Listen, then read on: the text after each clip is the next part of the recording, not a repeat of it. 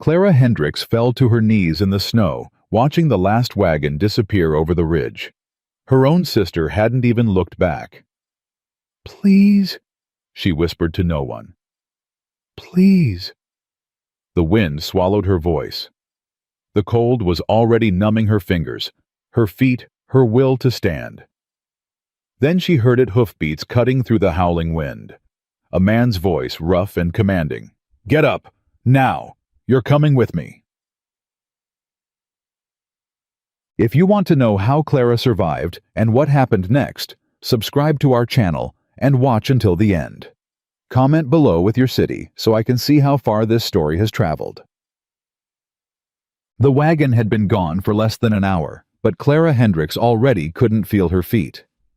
She stood in the same spot where her sister had pushed her off the wagon, her broken trunk scattered in the snow around her, her mother's quilt half buried in a drift. The Wyoming wind cut through her thin wool coat like it wasn't there at all. "Ruth!" she had screamed when the wagon started moving. "Ruth, wait!" Her sister hadn't even turned around. Clara's husband had been dead for 8 months. 8 months of depending on her sister's charity. 8 months of whispered conversations that stopped when she entered the room. 8 months of her brother-in-law's resentful glances across the supper table. And now this. She wrapped her arms around herself, shivering so hard her teeth clicked together. The temperature had dropped 20 degrees since morning, and the sky had turned the color of a fresh bruise. A blizzard was coming. Everyone on the wagon train had known it. That's why they'd left her. "Think, Clara," she said out loud, her voice cracking. Think. But there was nothing to think about. She was 32 years old, alone in the Wyoming Territory, with no horse, no food, and a storm bearing down on her that would kill her before nightfall. She had maybe 2 hours, maybe less. Clara knelt in the snow and began gathering what she could salvage from her scattered belongings. Her fingers were already clumsy, already losing sensation. She found her mother's Bible, the pages fluttering in the wind. She found a tin of biscuits, crushed but still edible. She found the small pouch of coins she'd hidden in her petticoat, $12.30. Everything she had left in the world. What she didn't find was hope. "God," she whispered, pressing the Bible to her chest. "I know I haven't been much for praying since Thomas died. I know I've been angry. But please, please don't let me die like this. Not alone. Not thrown away like garbage." The wind howled its answer, and Clara bowed her head. That's when she heard the horse. At first she thought she'd imagined it, the rhythm of hoofbeats underneath the wind. But then it came again, closer, unmistakable. She lifted her head and saw a figure emerging from the swirling snow, a man on a dark horse moving toward her with purpose. Clara's heart lurched. A woman alone had everything to fear from a strange man in the wilderness. But she was going to die anyway. At least this would be faster than freezing. She didn't run. She couldn't have, even if she'd wanted to. The rider pulled his horse to a stop 10 feet from where she knelt. He was tall and broad-shouldered, wearing a heavy coat lined with fur and a hat pulled low against the wind. When he looked down at her, she saw eyes the color of worn leather, creased at the corners from years of squinting into sun and snow. "Ma'am," he said, his voice rough as sandpaper. "What in God's name are you doing out here?" Clara tried to answer, but her jaw was shaking too hard to form words. The man swung down from his horse in one fluid motion, his boots crunching in the snow as he approached her. Up close, she could see the gray threading through his dark hair, the old scar running along his jaw, the way his eyes swept over her situation and understood it immediately. "Wagon train left you," he said. It wasn't a question. Clara managed a nod. "How long ago?" An hour. Maybe more. I don't..." She couldn't finish the sentence. Her whole body was shaking now, violent tremors that she couldn't control. The man's jaw tightened. Something flickered in those leather-brown eyes, anger, she thought, though not at her. "Can you stand?" "I don't know." He didn't wait for her to find out. He stepped forward, grasped her arms, and lifted her to her feet as easily as if she weighed nothing at all. Clara gasped at the contact, at the strength in his hands, at the sudden warmth of another human being after an hour of killing cold. "My things," she said weakly, gesturing at the scattered contents of her trunk. "Leave them." "But my mother's quilt, her Bible." "Ma'am." His voice was firm, but not unkind. "That storm's going to hit in less than an hour. If we're not under shelter by then, your mother's quilt won't matter because you'll be dead. You understand?" Clara looked into his face and saw that he meant every word. "Yes," she whispered. "Good." He released one of her arms and reached for something in his saddlebag. A moment later, he was wrapping a heavy wool blanket around her shoulders, pulling it tight across her chest. "Can you ride?" Yes, I think so." "Ever ridden astride?" Clara felt heat rise to her frozen cheeks despite the cold. "Certainly not." For the first time, something that might have been amusement flickered across the man's weathered face. "You're about to learn. Come on."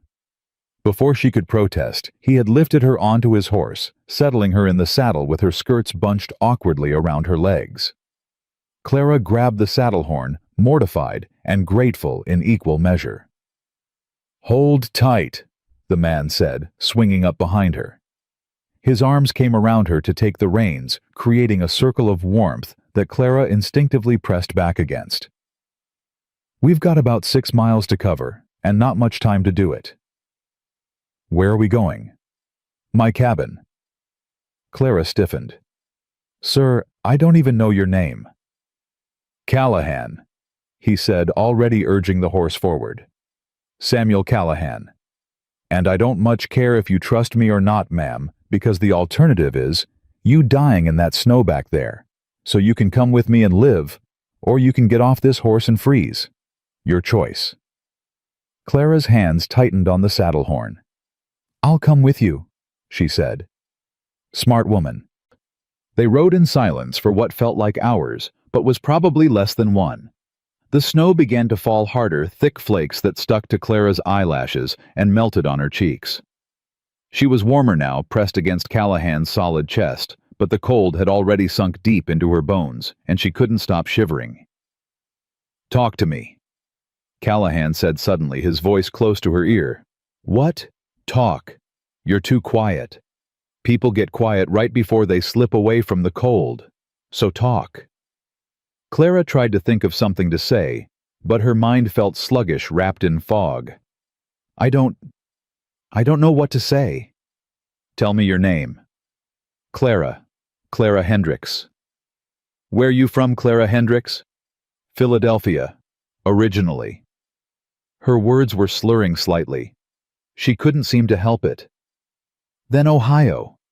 Then wherever my sister's husband decided to drag us."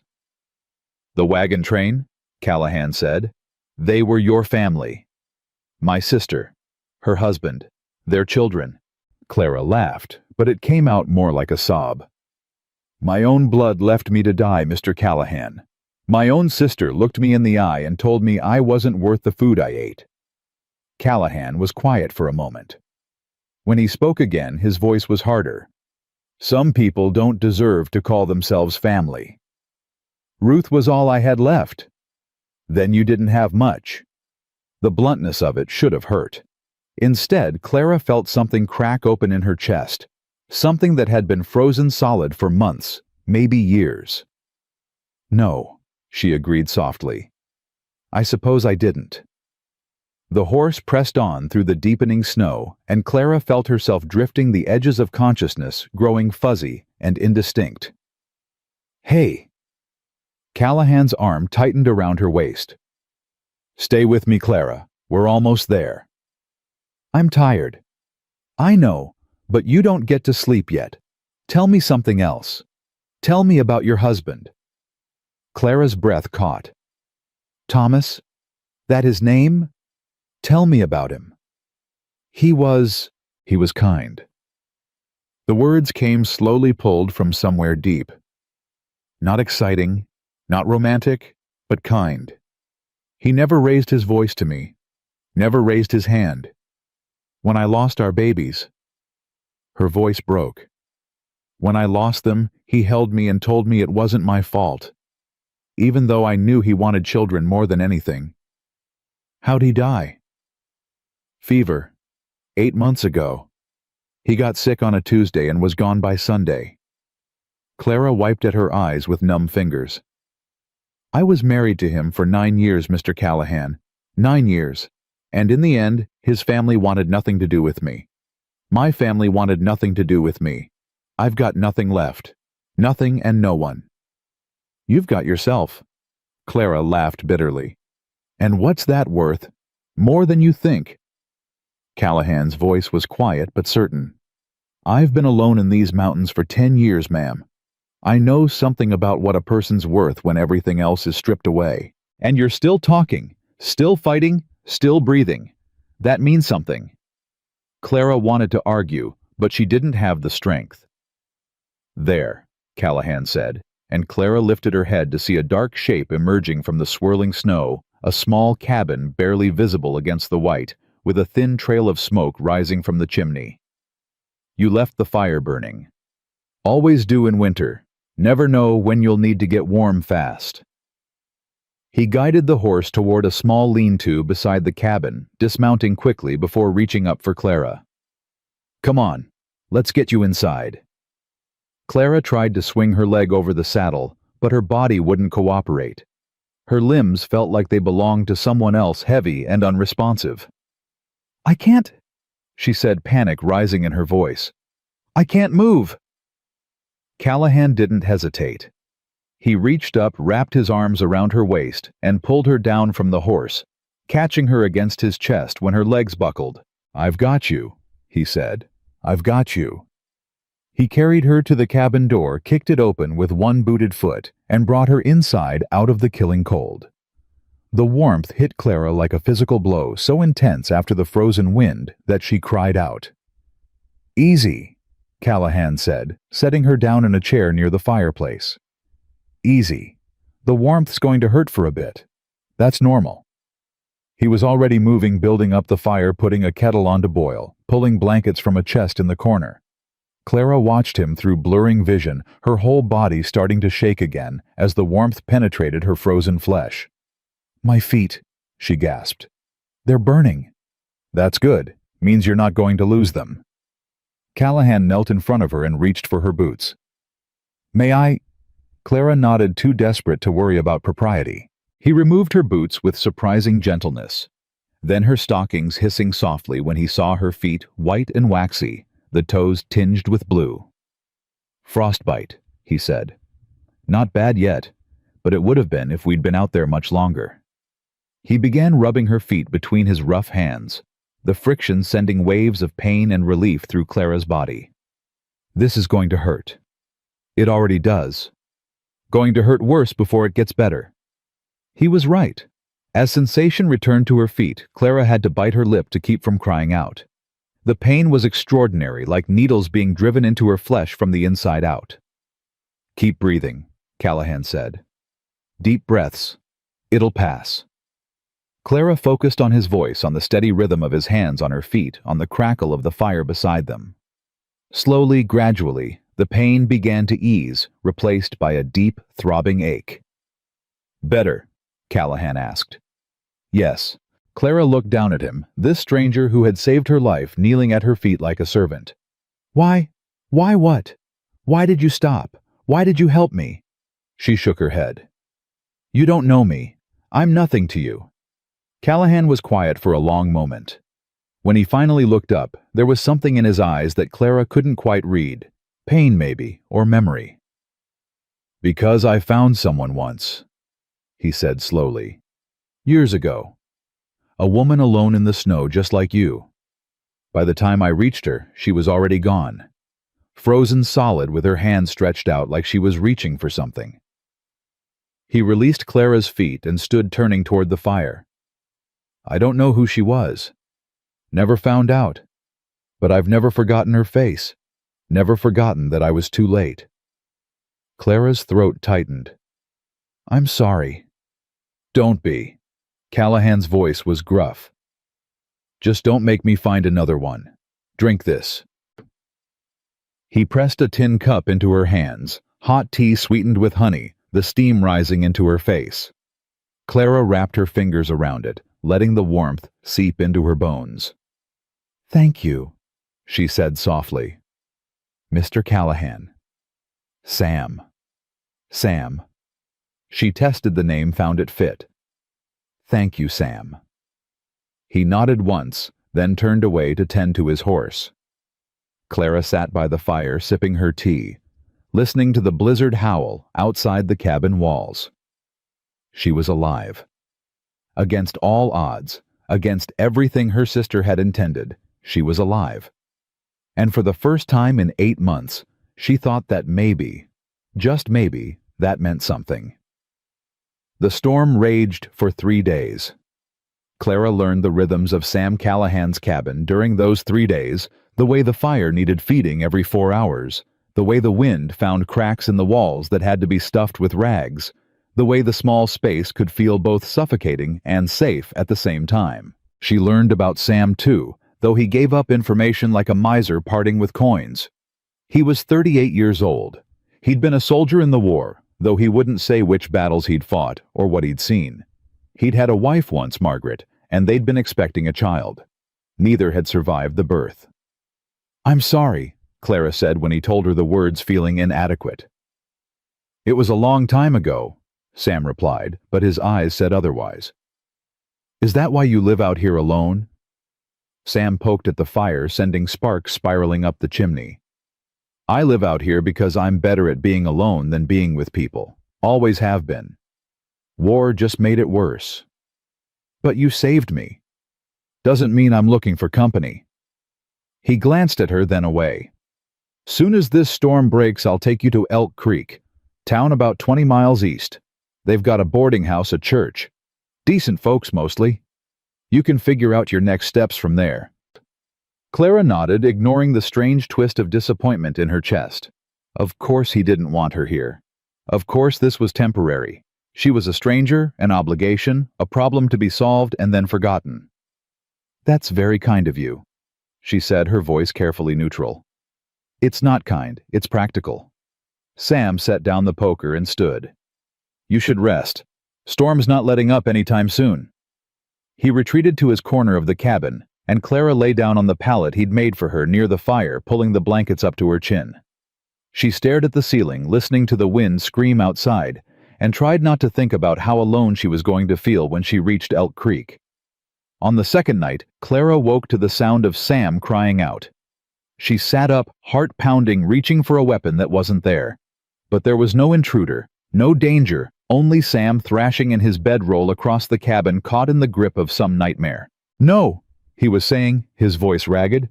"No, Margaret, hold on. Just hold on." Clara hesitated. He had been so careful to keep his distance, to maintain the boundaries between them.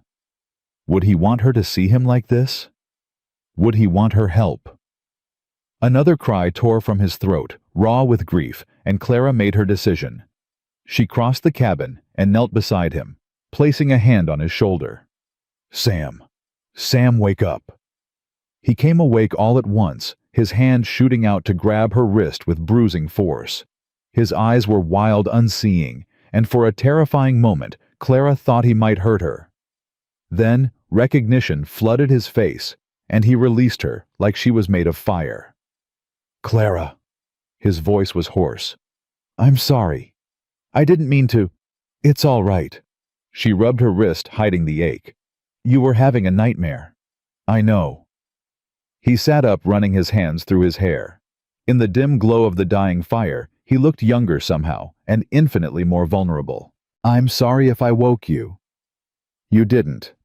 A lie, but a kind one. Clara sat back on her heels, giving him space. "Do you want to talk about it?" "No." The word was immediate, reflexive, a door slamming shut. Clara nodded and started to rise. "It was the night she died." His voice stopped her cold. "Margaret." Sam continued staring at the fire rather than at her. "The night she died. The baby came too early and something was wrong. There was so much blood.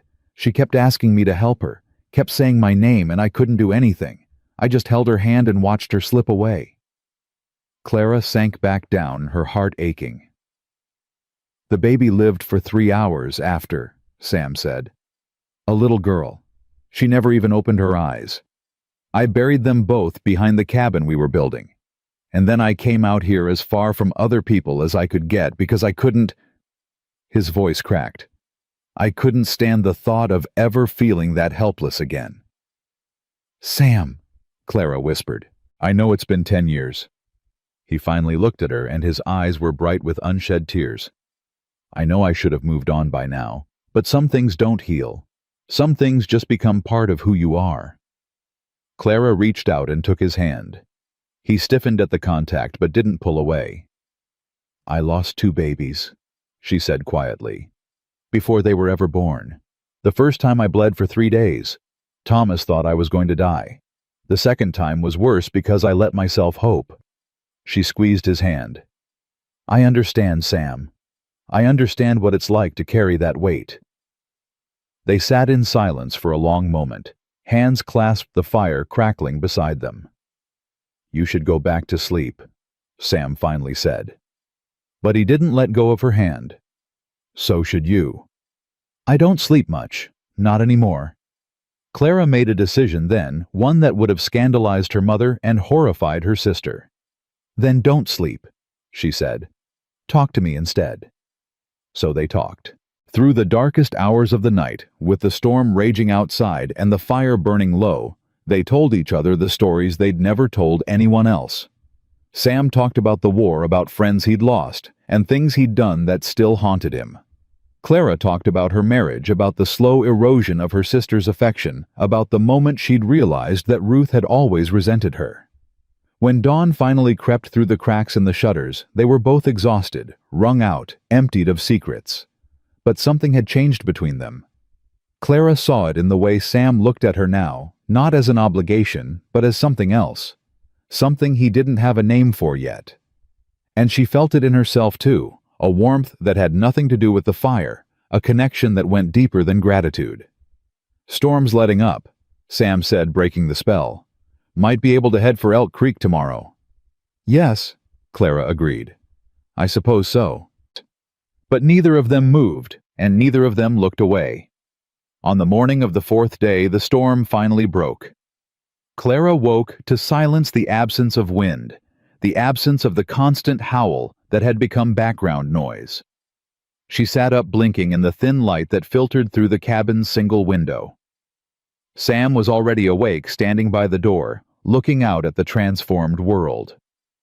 "Snow's deep," he said without turning around.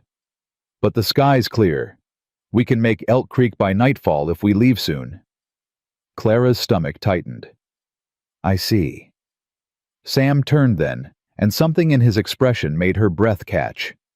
He looked uncertain, almost vulnerable, so different from the gruff, distant man who had found her in the snow 4 days ago. "Clara," he said, then stopped as if he didn't know how to continue. "Yes, I was thinking." He took a step toward her, then stopped again. "About Elk Creek. About what happens when we get there." "What about it?" Sam's jaw worked. He was clearly struggling with something, some internal battle that Clara couldn't see. "I've been alone a long time," he finally said. "I thought I wanted it that way. I thought I was better off without—" He gestured vaguely. "Without complications. And now I'm not so sure." Clara's heart was pounding. "What are you saying, Sam?" He crossed the remaining distance between them, stopping just close enough that she had to tilt her head back to look at his face. "I'm saying that these past few days have been the most I've talked in 10 years. The most I've felt in 10 years. His voice dropped lower. "I'm saying that the thought of taking you to Elk Creek and riding away feels wrong in a way I can't explain." "Then don't." The words were out before Clara could stop them. Sam's eyes widened. "What?" Clara took a breath, gathering her courage. "Don't ride away. Don't leave me at the boarding house and disappear back into these mountains. Stay." She reached up and touched his face, her fingers trembling against his rough jaw. "I know it's sudden. I know we barely know each other, but I've spent my whole life being careful, being proper, waiting for permission to live. And where did it get me abandoned in a snowstorm by the only family I had left? Clara, you saved my life, Sam Callahan. But more than that, you reminded me what it felt like to be seen, to be heard. Her voice cracked. Please don't make me go back to being invisible again. Sam stared at her for a long, breathless moment. Then he lowered his head and kissed her. The kiss was brief, almost tentative, as if Sam was afraid she might shatter beneath his touch. When he pulled back, his eyes searched her face with something close to wonder. I shouldn't have done that, he said, his voice rough. Why not? Because I don't have anything to offer you, Clara. I live in a cabin in the middle of nowhere. I trap animals for a living. I wake up screaming from nightmares more nights than not.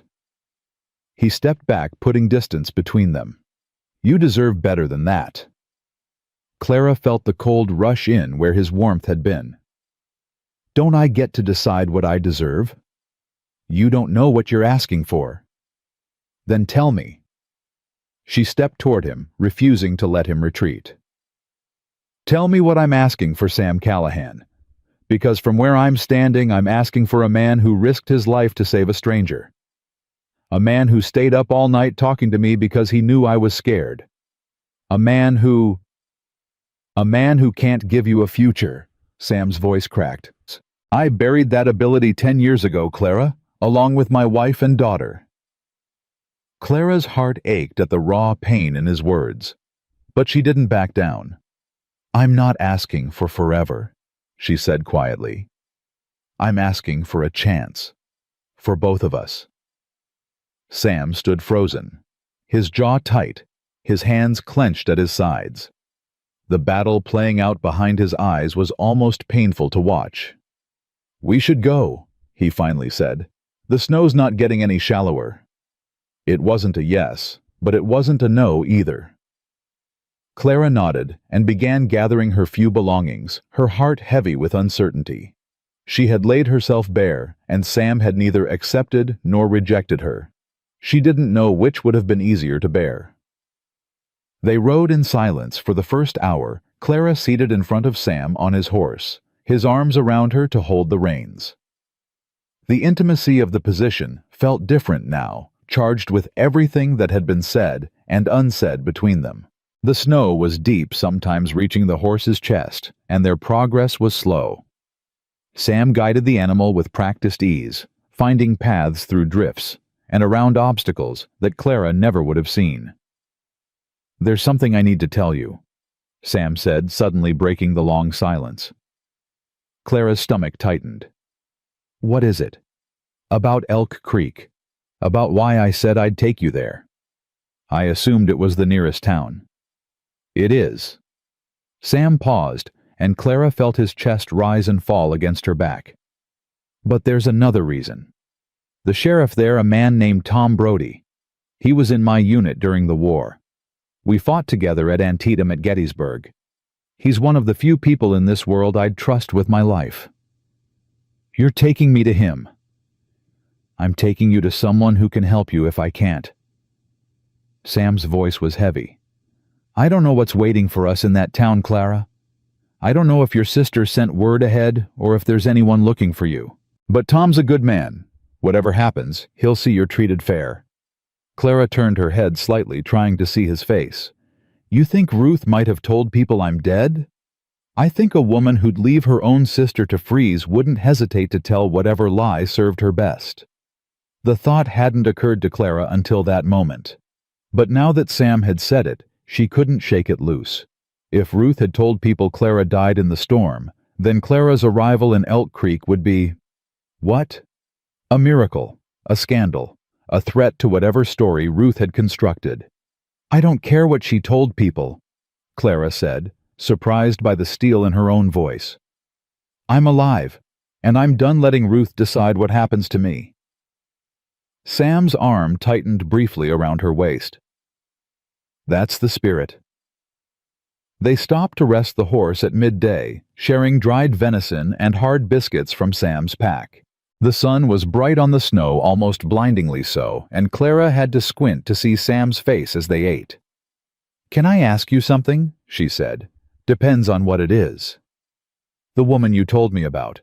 The one you found frozen in the snow years ago." Clara watched his expression carefully. "Did you ever find out who she was?" Sam's jaw tightened. "No. I buried her where I found her. Said a prayer over the grave best I could, but I never knew her name." "That must haunt you." "Everything haunts me, Clara." He looked at her, then his brown eyes unguarded for once. "That's why I live alone. Fewer ghosts to add to the collection." "Maybe ghosts aren't the only things worth collecting." Sam held her gaze for a long moment. "Maybe not." They mounted up again and continued east. As the afternoon wore on, Clara began to see signs of civilization. Distant smoke from chimneys, fence posts poking up through the snow, the occasional track of another horse or wagon. "Getting close," Sam said. "Another hour, maybe 2. Clara's nerves began to flutter. What would she find in Elk Creek? What kind of reception awaited a woman who arrived in the dead of winter, escorted by a mountain man with nothing but the clothes on her back? "Sam." "Yeah. Whatever happens in town. Whatever people say or think." She took a breath. "I want you to know that I'm grateful. For everything." "Don't thank me yet. You haven't met the townsfolk." "I'm not thanking you for them. I'm thanking you for you." Sam was quiet for so long that Clara thought he wasn't going to respond. Then so softly she almost missed it, he said, "You're welcome." Elk Creek was larger than Clara had expected. The main street was lined with wooden buildings, their facades dusted with snow, but showing signs of recent activity. Smoke rose from a dozen chimneys, and people moved along the wooden sidewalks, bundled against the cold, but going about their business with purpose. As Sam guided his horse down the main street, heads began to turn. Clara felt the weight of curious stares, heard the murmur of voices as they passed. "That's Sam Callahan," someone said loud enough for her to hear. "Ain't seen him in town for months." "Who's the woman with him?" "Dunno. Never seen her before." Sam seemed oblivious to the attention, or at least indifferent to it. He guided the horse toward a building with a sign that read "Sheriff's Office," and dismounted, then helped Clara down. "Stay close," he said quietly. "Let me do the talking at first." Clara nodded, suddenly aware of how she must look. Her dress wrinkled and stained, her hair escaping from its braid, her face wind-burned and chapped. Not exactly the picture of respectability. Sam pushed open the door to the sheriff's office and stepped inside Clara close behind him. The interior was warm, heated by a pot-bellied stove in the corner, and cluttered with wanted posters and stacks of paper. Behind the desk sat a man about Sam's age with graying hair and a thick mustache. He looked up at their entrance, and his eyes widened in recognition. "Well, I'll be damned," he said, rising from his chair. "Sam Callahan. I thought you'd gone and got yourself killed up in those mountains." "Not yet, Tom." Sam extended his hand, and the two men shook warmly, though not for lack of trying on the weather's part. "Who's your friend?" Sam stepped aside, revealing Clara. "This is Clara Hendricks. I found her 4 days ago abandoned in the snow by a wagon train. She needs help." Sheriff Brody's eyes narrowed as he studied Clara. "Abandoned by who?" "Her sister. Pushed her off the wagon and left her to die." The sheriff let out a low whistle. "That's cold. Colder than the weather." He gestured to a chair near the stove. "Sit down, ma'am. Warm yourself up. Tell me what happened." Clara sat grateful for the warmth and the chance to rest. She told her story from the beginning, from Thomas's death, to her sister's growing hostility, to the moment Ruth had looked her in the eye and said she wasn't worth the food she ate. Sheriff Brody listened without interrupting his expression, growing darker as the tale went on. "And you don't know where the wagon train was headed?" he asked when she finished. "California. That's all I know." "Likely out of my jurisdiction by now, then." The sheriff sighed. "Even if I could find them, abandonment's a hard charge to prove. Your sister would just say you wandered off, got lost." I don't want to press charges, Clara said, surprising herself. I just want to start over. Is that possible here? Sheriff Brody exchanged a glance with Sam. Depends. You got any skills? Any money? I can read and write. I can do figures. I kept the books for my husband's farm for 9 years. Clara straightened her spine. And I have $12 to my name. That won't last long. Then I'll find work. The sheriff studied her for a moment, then nodded slowly.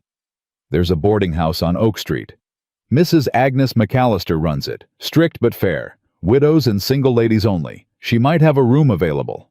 Thank you. Don't thank me yet. Agnes is particular about who she takes in. Sheriff Brody looked at Sam. You vouching for her? Sam met Clara's eyes, and something passed between them. Something unspoken but powerful. Yeah, he said. I'm vouching for her. All right then. The sheriff stood and reached for his coat. I'll take you to Agnes myself. Sam, you coming? No. Sam's voice was flat. I've got business to attend to. Clara felt a sharp pang of disappointment. After everything they'd shared, he was going to just walk away. Sam, she started. I'll be around, he said, not quite meeting her eyes. Just need to take care of some things first. Before Clara could respond, he was out the door, leaving her alone with the sheriff and a heart full of questions. Mrs. Agnes McAllister was exactly as Clara had imagined, a thin, sharp-featured woman in her late 50s with steel-gray hair pulled back in a severe bun and eyes that missed nothing. So, she said, after Sheriff Brody made introductions and left. You're the woman Sam Callahan pulled out of the snow. Yes, ma'am. And your own sister left you to die. Yes, ma'am. Mrs. McAllister's lips pressed into a thin line. Sit down, child. I'll make tea. Clara sat at the kitchen table while the older woman bustled about filling a kettle and setting out cups with practiced efficiency. The kitchen was spotless, every surface scrubbed clean, every item in its proper place. I was married for 32 years, Mrs. McAllister said without preamble. My husband was a good man for the first 15. Then he discovered whiskey, and he wasn't so good anymore. Clara wasn't sure how to respond to this revelation. I'm sorry. Don't be. He's dead now, and I'm not. Mrs. McAllister set a cup of tea in front of Clara and sat across from her. I tell you this because I want you to understand something.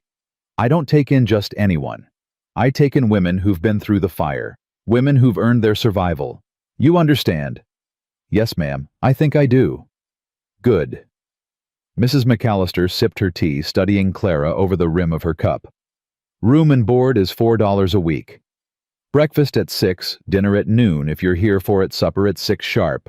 No male visitors above the parlor floor. No exceptions. I understand. You'll also help with household chores. Cooking, cleaning, mending.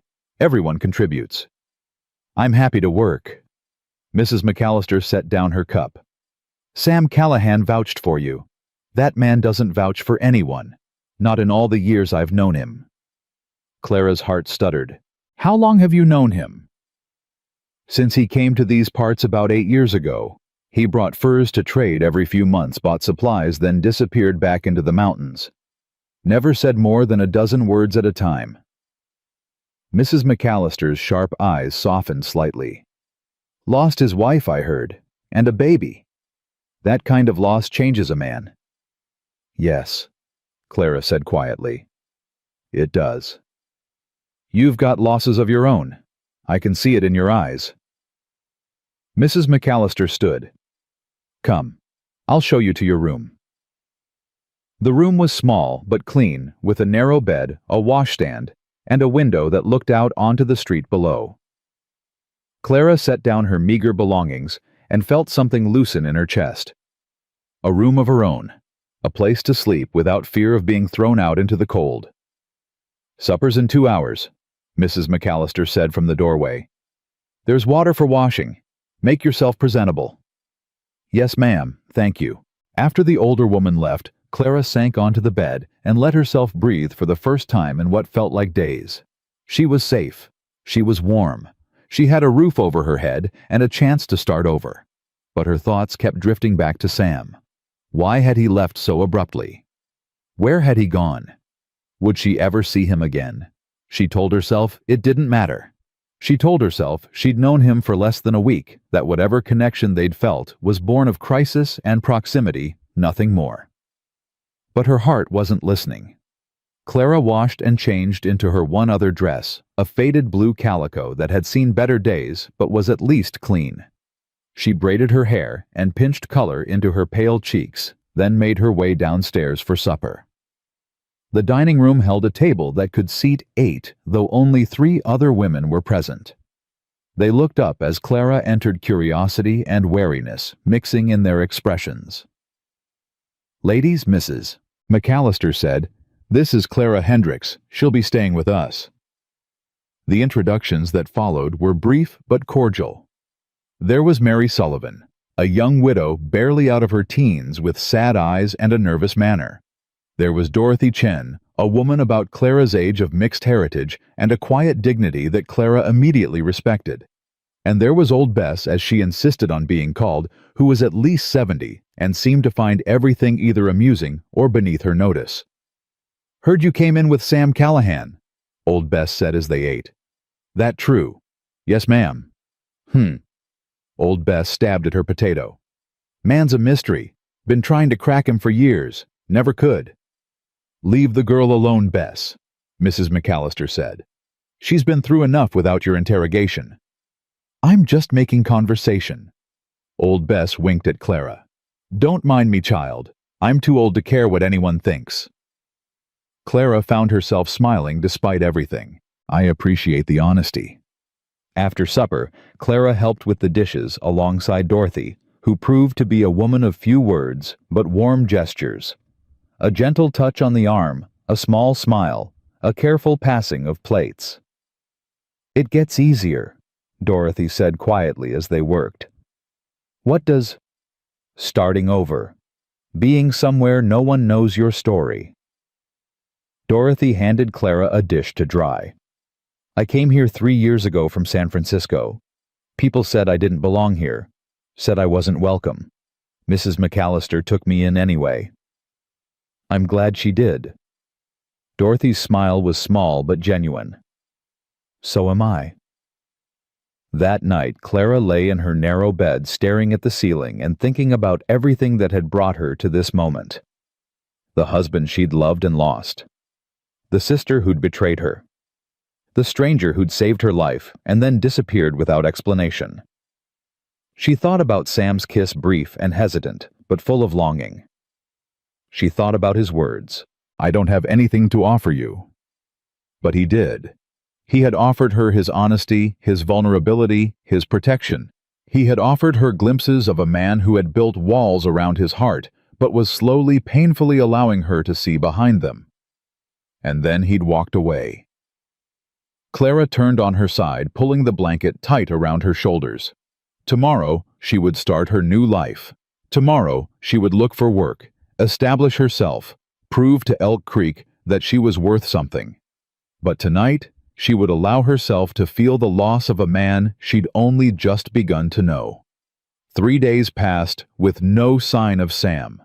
Clara threw herself into the routines of the boarding house, helping Mrs. McAllister with cooking and cleaning, learning the rhythms of life in Elk Creek. She discovered that the general store was run by a gruff but fair-minded man named Henry Porter, that the church held services every Sunday with a traveling minister who came through once a month, and that the town was desperate for a schoolteacher. "You say you can read and write?" Mayor Wilson asked, when Clara presented herself at his office, having heard about the need from Henry Porter.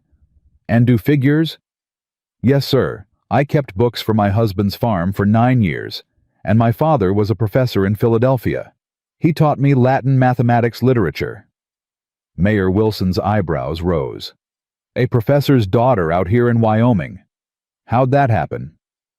"Life has a way of taking us places we never expected, sir." The mayor studied her for a long moment, then nodded. "I like you, Mrs. Hendricks. You've got spine. We need that out here." He shuffled some papers on his desk. The schoolhouse won't be finished until spring. But there are 12 children in town who need learning. If you're willing to hold classes in the church basement, I can offer you $20 a month." Clara's heart leaped. "I'll take it." "Good. You can start Monday." Clara left the mayor's office feeling lighter than she had in months. A job. A purpose. A reason to get up in the morning beyond mere survival. She was walking back to the boarding house mentally planning her first lessons when she saw him. Sam was standing outside the general store deep in conversation with Sheriff Brody. He looked different, cleaner than she'd seen him, his hair trimmed and his beard neatened. He wore new clothes, a proper coat, and boots that weren't held together with hope and habit. Clara's feet stopped moving of their own accord. As if sensing her gaze, Sam looked up. Their eyes met across the crowded street, and for a moment neither of them moved. Then Sam said something to the sheriff and started walking toward her. Clara's heart hammered against her ribs. 3 days of silence, and now he was coming to her. What would he say? What could she say? Clara. His voice was rough, uncertain. "I heard you got the teaching position." News travels fast in a small town. "Yeah, it does."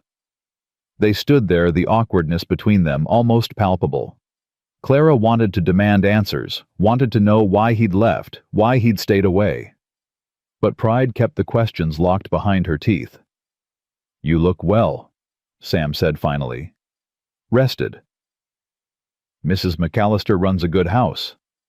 "She does." He shifted his weight, looking uncomfortable. "I should have come sooner. I meant to. You just what?" Sam's jaw tightened. "I needed time to think." "About what?" "About you. About what happened in the cabin." He met her eyes, and Clara saw the struggle there, the war between wanting and fearing. "I haven't felt anything for anyone in 10 years, Clara.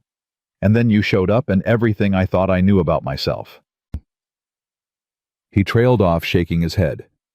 "I'm not asking you to have all the answers, Sam." Clara stepped closer, lowering her voice so the passing townspeople wouldn't hear. "I'm just asking you not to run away." "I'm not running. I'm here, aren't I?" "Are you?" The question hung between them, heavy with meaning. Sam reached out and took her hand. His fingers were rough and warm, curling around hers with a gentleness that made her throat tight. "I'm here," he said quietly. "And I'm not going anywhere. Not unless you want me to." Clara felt tears prick at her eyes. "I don't want you to." "Then I won't." It wasn't a declaration of love, it wasn't a promise of forever, but it was enough. For now, it was enough. "Can I walk you back to the boarding house?" Sam asked. "Yes, I'd like that."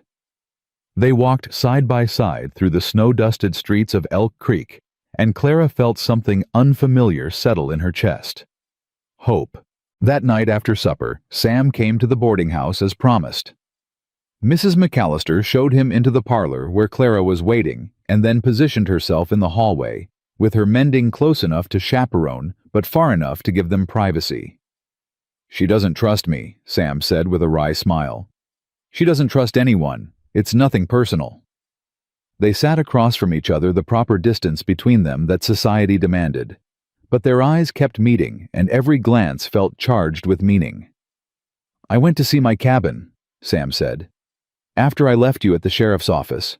I needed to look at it with fresh eyes, to figure out if it could be something more than just a place to hide." "And what did you decide?" Sam leaned forward, his elbows on his knees. "I decided it's just a building, 4 walls and a roof. It's not a home. It hasn't been a home since Margaret died." "I'm sorry, Sam." "Don't be."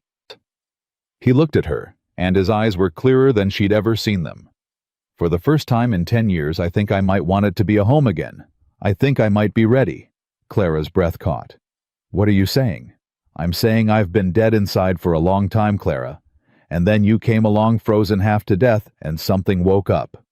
He reached across the space between them and took her hand. "I'm not good at this. I don't know how to court a woman properly. I don't know how to be what you deserve, but I want to try, if you'll let me." Clara felt tears spill down her cheeks. "Sam, I know it's too soon. I know we barely know each other, but I know how I felt when I thought I might lose you in that storm. I know how I felt when I kissed you, and I know I don't want to go back to being alone." "Neither do I." They sat there, hands clasped, the fire crackling in the hearth, and Mrs. McAllister's shadow visible in the hallway. It wasn't romantic, it wasn't private, but it was real. And for Clara, that was worth more than all the grand gestures in the world. "I should let you rest," Sam said finally, though he made no move to release her hand. "Big day tomorrow, first day of teaching. Will you come to the church, to see how it goes?" Sam's smile was slow, but genuine. Wouldn't miss it. He stood to leave, and Clara walked him to the door. Mrs. McAllister watched from her post in the hallway, sharp eyes missing nothing. "Good night, Clara," Sam said. "Good night, Sam." He reached out and touched her cheek just briefly, just a brush of rough fingers against soft skin. Then he was gone, disappearing into the dark Wyoming night. Clara closed the door and leaned against it, her heart full. "He's a good man," Mrs. McAllister said, appearing beside her. "Damaged, but good." "I know. Be careful with him. Men like that break easy." Clara nodded. "I will." She went upstairs to her room, but she didn't sleep for a long time. She lay in the dark, thinking about tomorrow, thinking about Sam, thinking about all the ways her life had changed in just 1 week. She had been abandoned by her own blood, left to die in a frozen wasteland. And instead of death, she had found life. She had found purpose. She had found, against all odds, the beginning of something that felt like love. It was terrifying. It was wonderful. It was more than she had ever dared to hope for. And she was just getting started. Monday morning came cold and bright. Clara dressed in her best dress, the blue calico that Sam had said matched her eyes, and walked to the church with her heart pounding and her hands full of borrowed books. 12 children waited for her in the basement, their ages ranging from 6 to 15, their faces a mixture of curiosity and skepticism. Clara stood before them, took a deep breath, and began. "Good morning. My name is Mrs. Hendricks, and I'm going to be your teacher." "Where'd you come from?" a boy in the front row demanded. "We never seen you before." "I came from Philadelphia by way of Ohio, by way of the worst blizzard this territory has seen in 20 years. Clara smiled. "It's been quite a journey." The children exchanged glances, intrigued despite themselves. "Now," Clara continued, "I know some of you can read and some of you can't. I know some of you think school is a waste of time, so let me tell you something." She leaned forward, meeting their eyes one by one. "Everything I have, everything I am, I owe to education. When I had nothing else, when everyone had given up on me, I still had my mind. No one can take that away from you. No one can abandon you if you know how to think." The room was silent. "So," Clara straightened up. "Who wants to learn?" By the end of the day, Clara was exhausted, but exhilarated. Teaching was harder than she'd expected, but also more rewarding. Watching understanding dawn on a child's face, seeing them grasp a concept, for the first time it was like watching a small miracle. She was gathering her books when a shadow fell across the doorway. Sam stood there, snow dusting his shoulders, watching her with an expression she couldn't quite read. "How long have you been standing there?" she asked. "Long enough." He stepped into the room, picking up a slate that had fallen to the floor. "You're good at this." "I don't know about that." "I do. I watched. Those kids were hanging on your every word by the end." Sam set the slate on a desk and turned to face her. "You found your calling, Clara." "Maybe," she smiled. "Or maybe my calling found me." Sam crossed the room and stood before her close enough that she could see the flecks of gold in his brown eyes. "I've been thinking," he said. "About what?" "About the future." About what kind of life I want to build. He reached into his pocket and withdrew something small, something that glinted in the dim light. About whether I'm brave enough to ask for what I want. Clara's heart stopped. Sam, I know it's too soon. He said the words tumbling out in a rush. I know we've only known each other for a week. I know I'm damaged and difficult, and probably not what you dreamed of when you imagined your future. Sam. But I also know that I've felt more alive in the past week than I have in 10 years. I know that when I think about tomorrow for the first time, I actually want to see it. And I know that's because of you. He opened his hand, and Clara saw a ring simple gold band with a small stone that caught the light. It was Margaret's, he said quietly. The only thing I kept. I've been carrying it around for 10 years and I never knew why. Now I think maybe I was waiting. For something. For someone. He looked at her, his eyes vulnerable in a way she'd never seen. For you. Te. Clara couldn't breathe, couldn't speak, couldn't do anything but stare at the ring in his outstretched hand. I'm not asking you to marry me tomorrow, Sam continued. I'm not asking for anything except a chance. A chance to court you properly. A chance to prove I can be the man you deserve. A chance to... Clara silenced him with a kiss. It wasn't like the first time, hesitant and uncertain. This kiss was a declaration, a promise, a yes, to every question he hadn't quite asked. When they finally broke apart, both breathless, Sam rested his forehead against hers. Is that a yes? He asked. That's a yes, Clara whispered. To all of it. Sam slipped the ring onto her finger, and it fit perfectly, as if it had been waiting for her all along.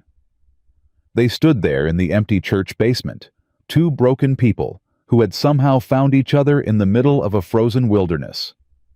Outside, the snow began to fall again, soft and silent. Inside, something new was beginning, something that felt like the start of forever. Word spread through Elk Creek like wildfire on dry grass. By the next morning, everyone in town knew that Sam Callahan had given Clara Hendricks a ring. By noon, opinions had divided sharply, some folks offering congratulations, others whispering behind their hands about the impropriety of it all.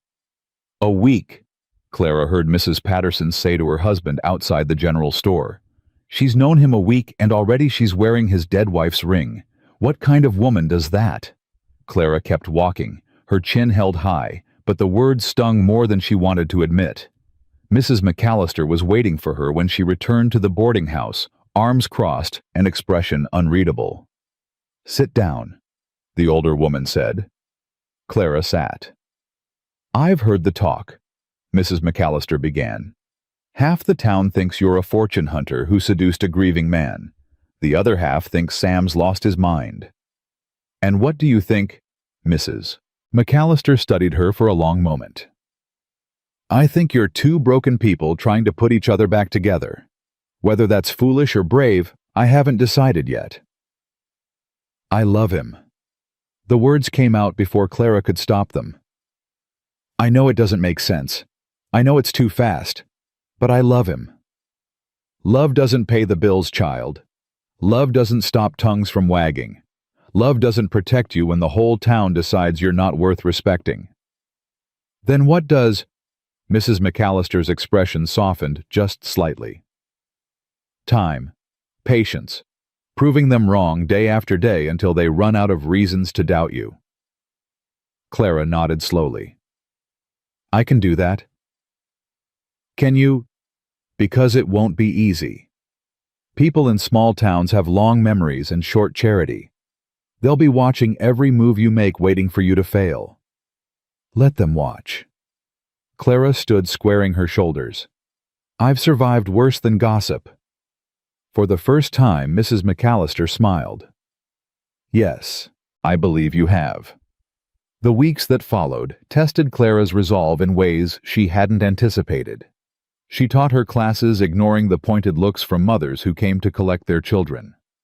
She shopped at the general store, pretending not to hear the conversations that stopped when she entered. She walked through town with her head held high, even when it felt like every eye was judging her. Sam was her anchor through it all. He came to the boarding house every evening, sitting with her in the parlor under Mrs. McAllister's watchful eye. They talked about everything and nothing, sharing stories from their pasts, dreams for their futures, fears they'd never spoken aloud to anyone else. "Does it bother you?" Clara asked one night. "What people are saying?" Sam's jaw tightened.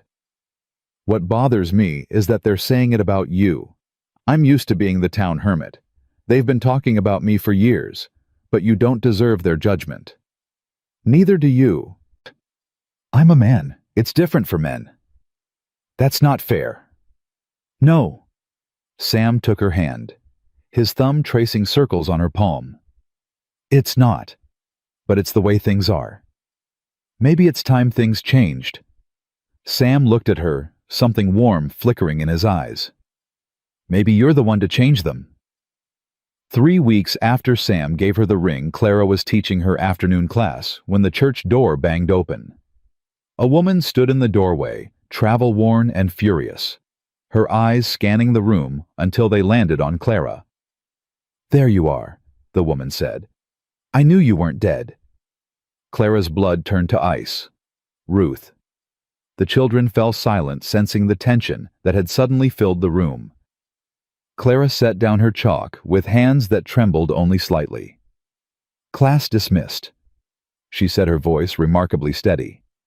"We'll continue tomorrow." The children filed out, casting curious glances at the stranger as they passed.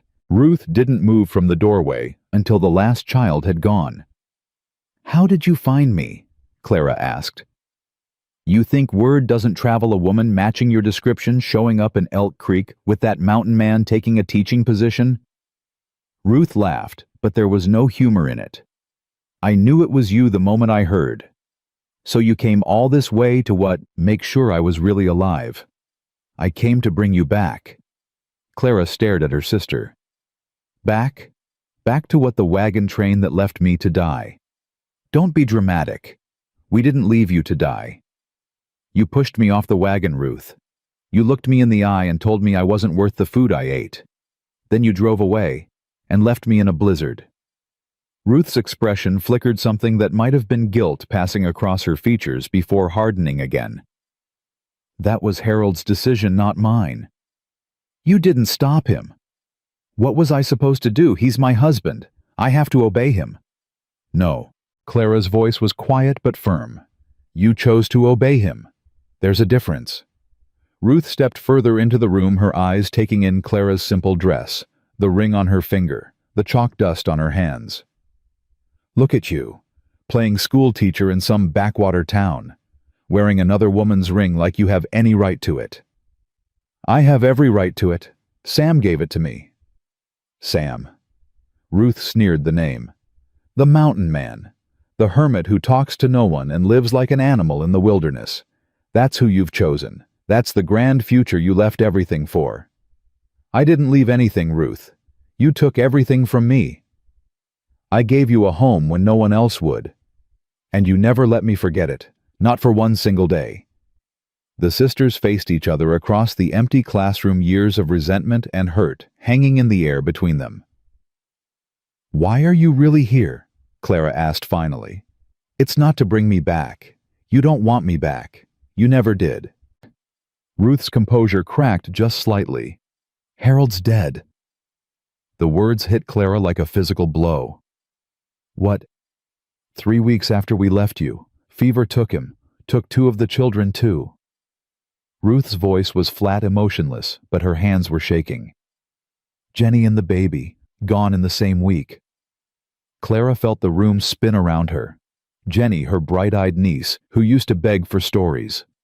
The baby, barely 6 months old, with his father's dark hair and his mother's stubborn chin. "Ruth," she breathed. "I'm so sorry." "Are you?" Ruth's eyes were hard. "Are you sorry, Clara, because you should be? If you'd been there, if you'd helped with the nursing like you were supposed to, maybe they would have lived." "That's not fair." "Nothing's fair. Ruth's voice rose to a shriek. Nothing about any of this is fair. I did everything right. I obeyed my husband. I followed the rules. And what did it get me? A dead husband, dead children, and a sister who's living happily ever after while my world falls apart. Clara stood frozen, torn between compassion and anger, between the sister she remembered and the woman who had left her to die. I didn't ask for any of this, she said quietly. I didn't ask to be abandoned. I didn't ask to nearly freeze to death.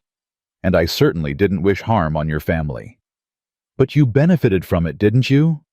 While I was burying my babies, you were falling in love.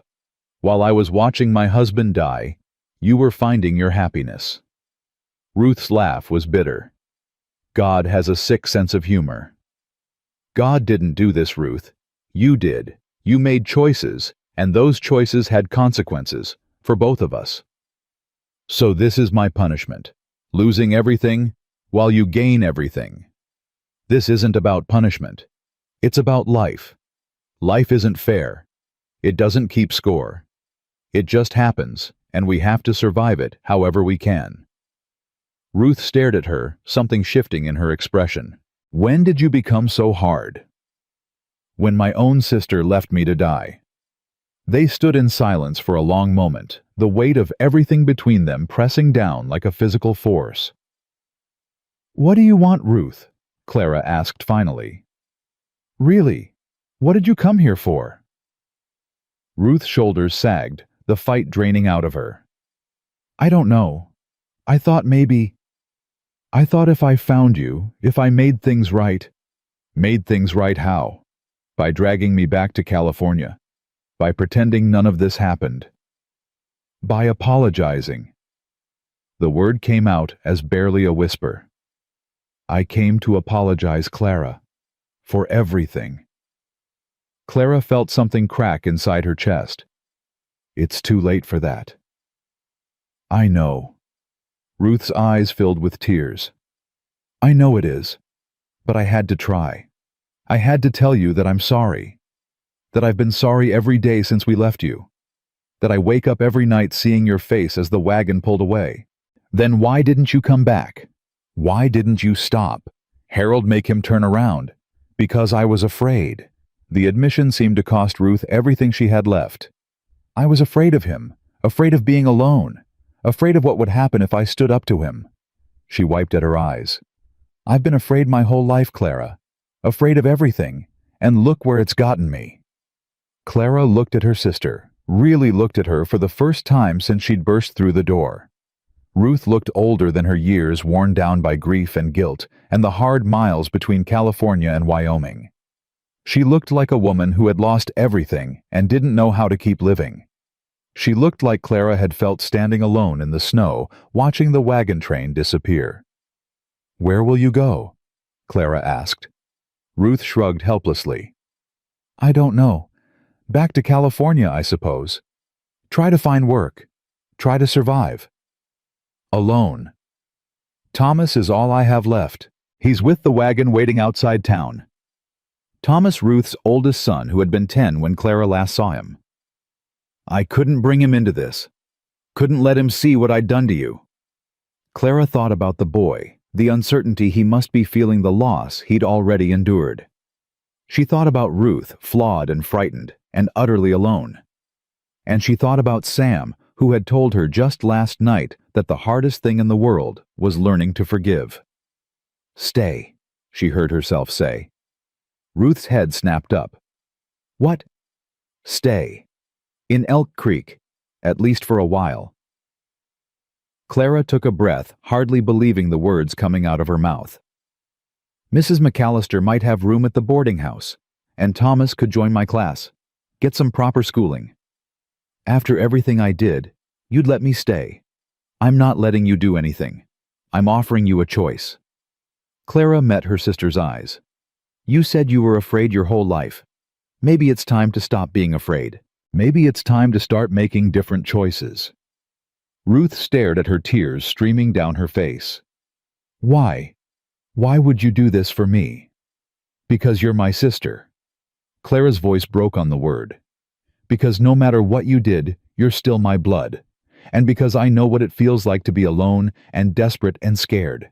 I wouldn't wish that on anyone. Not even you." Ruth crossed the room and pulled Clara into a fierce embrace, sobbing against her shoulder.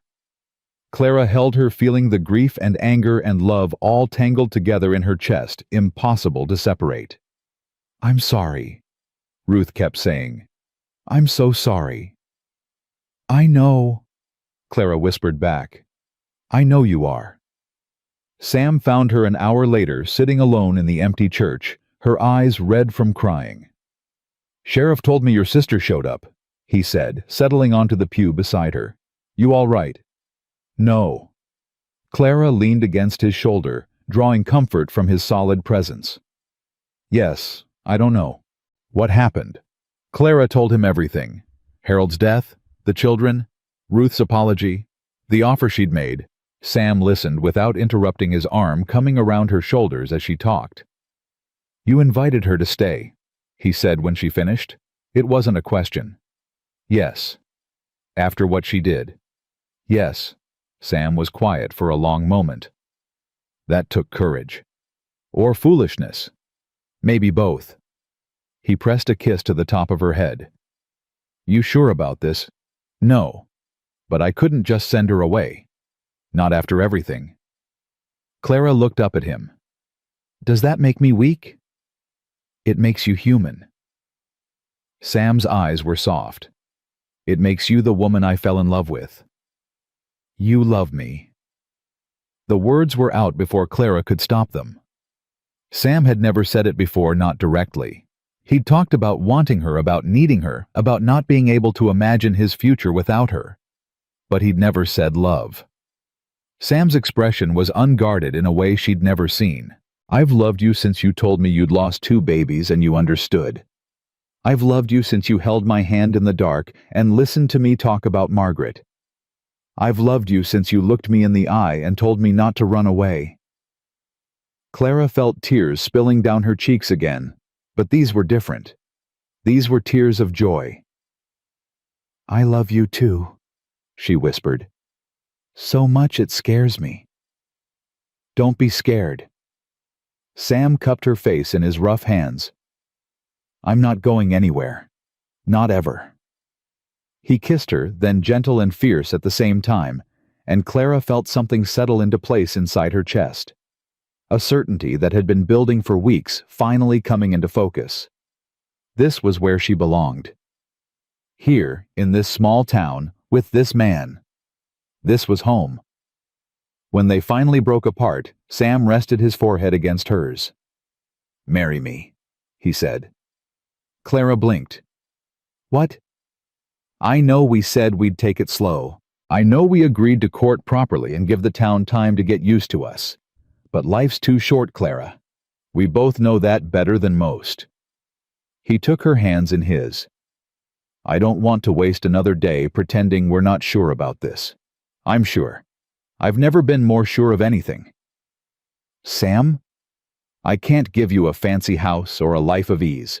I can't promise that things will always be perfect. But I can promise that I'll love you every day for the rest of my life. I can promise that I'll never leave you, never abandon you, never make you feel like you're not worth everything in the world." Clara was crying again, but she was also laughing, joy and disbelief mixing together in her chest. "Yes," she said. "Yes, I'll marry you." Sam's smile was like sunrise breaking over the mountains. He pulled her close and held her tight, his heart beating strong and steady against her own. "Thank you," he whispered into her hair. "Thank you for giving me a reason to live again."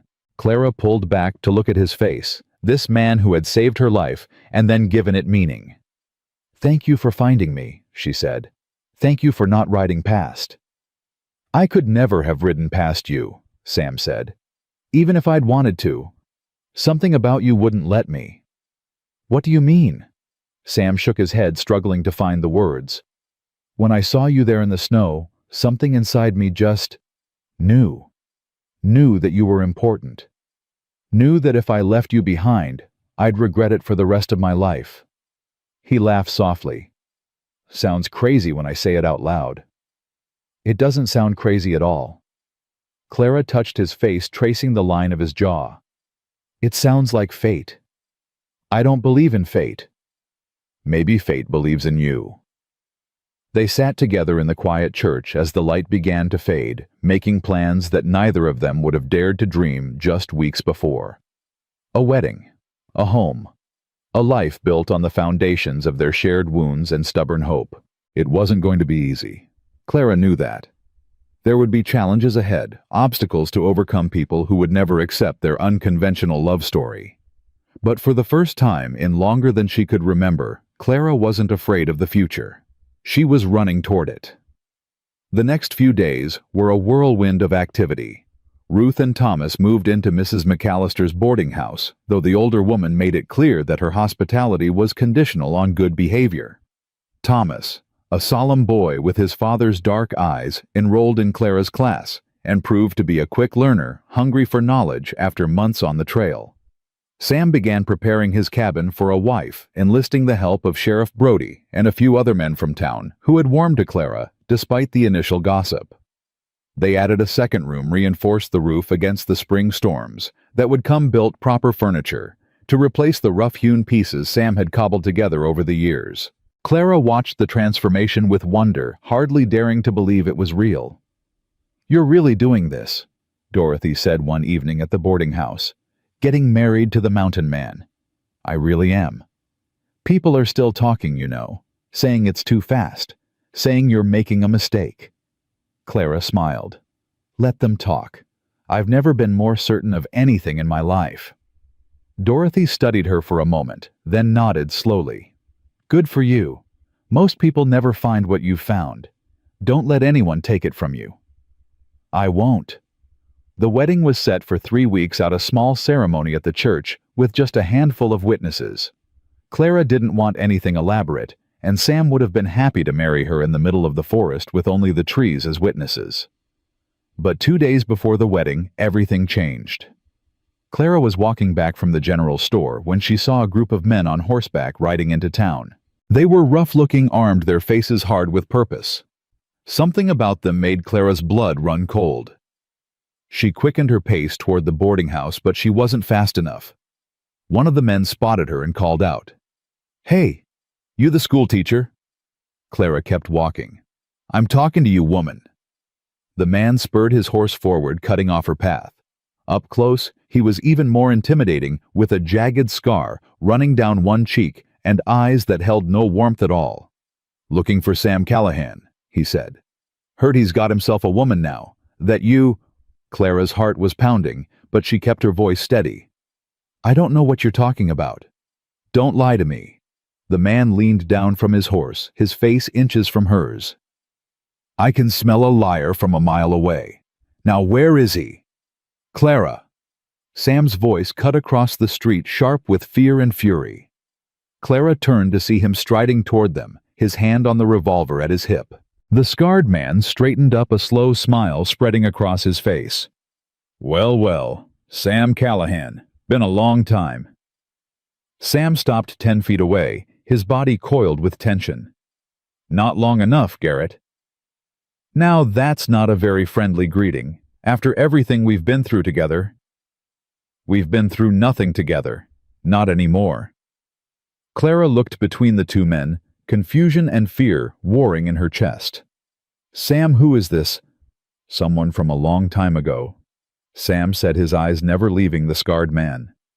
"Someone who should have stayed in the past." Garrett laughed.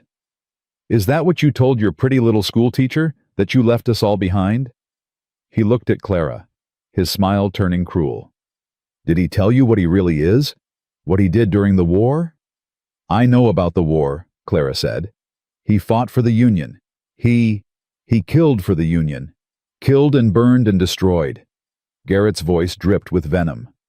"We rode together, him and me. Hunted down Confederate sympathizers like dogs. Burned their farms. Shot their sons." He gestured at his scarred face. "I got this saving his life. And how did he repay me? By testifying against me when the army decided our methods were too extreme." "That's enough," Sam said. "Is it?" Does she know you're the reason I spent 5 years in prison? Does she know you're the reason I lost everything? You lost everything because you murdered innocent people, women and children. I had nothing to do with that. You were there. You were part of it. And I've been paying for that every day since." Sam's voice was raw.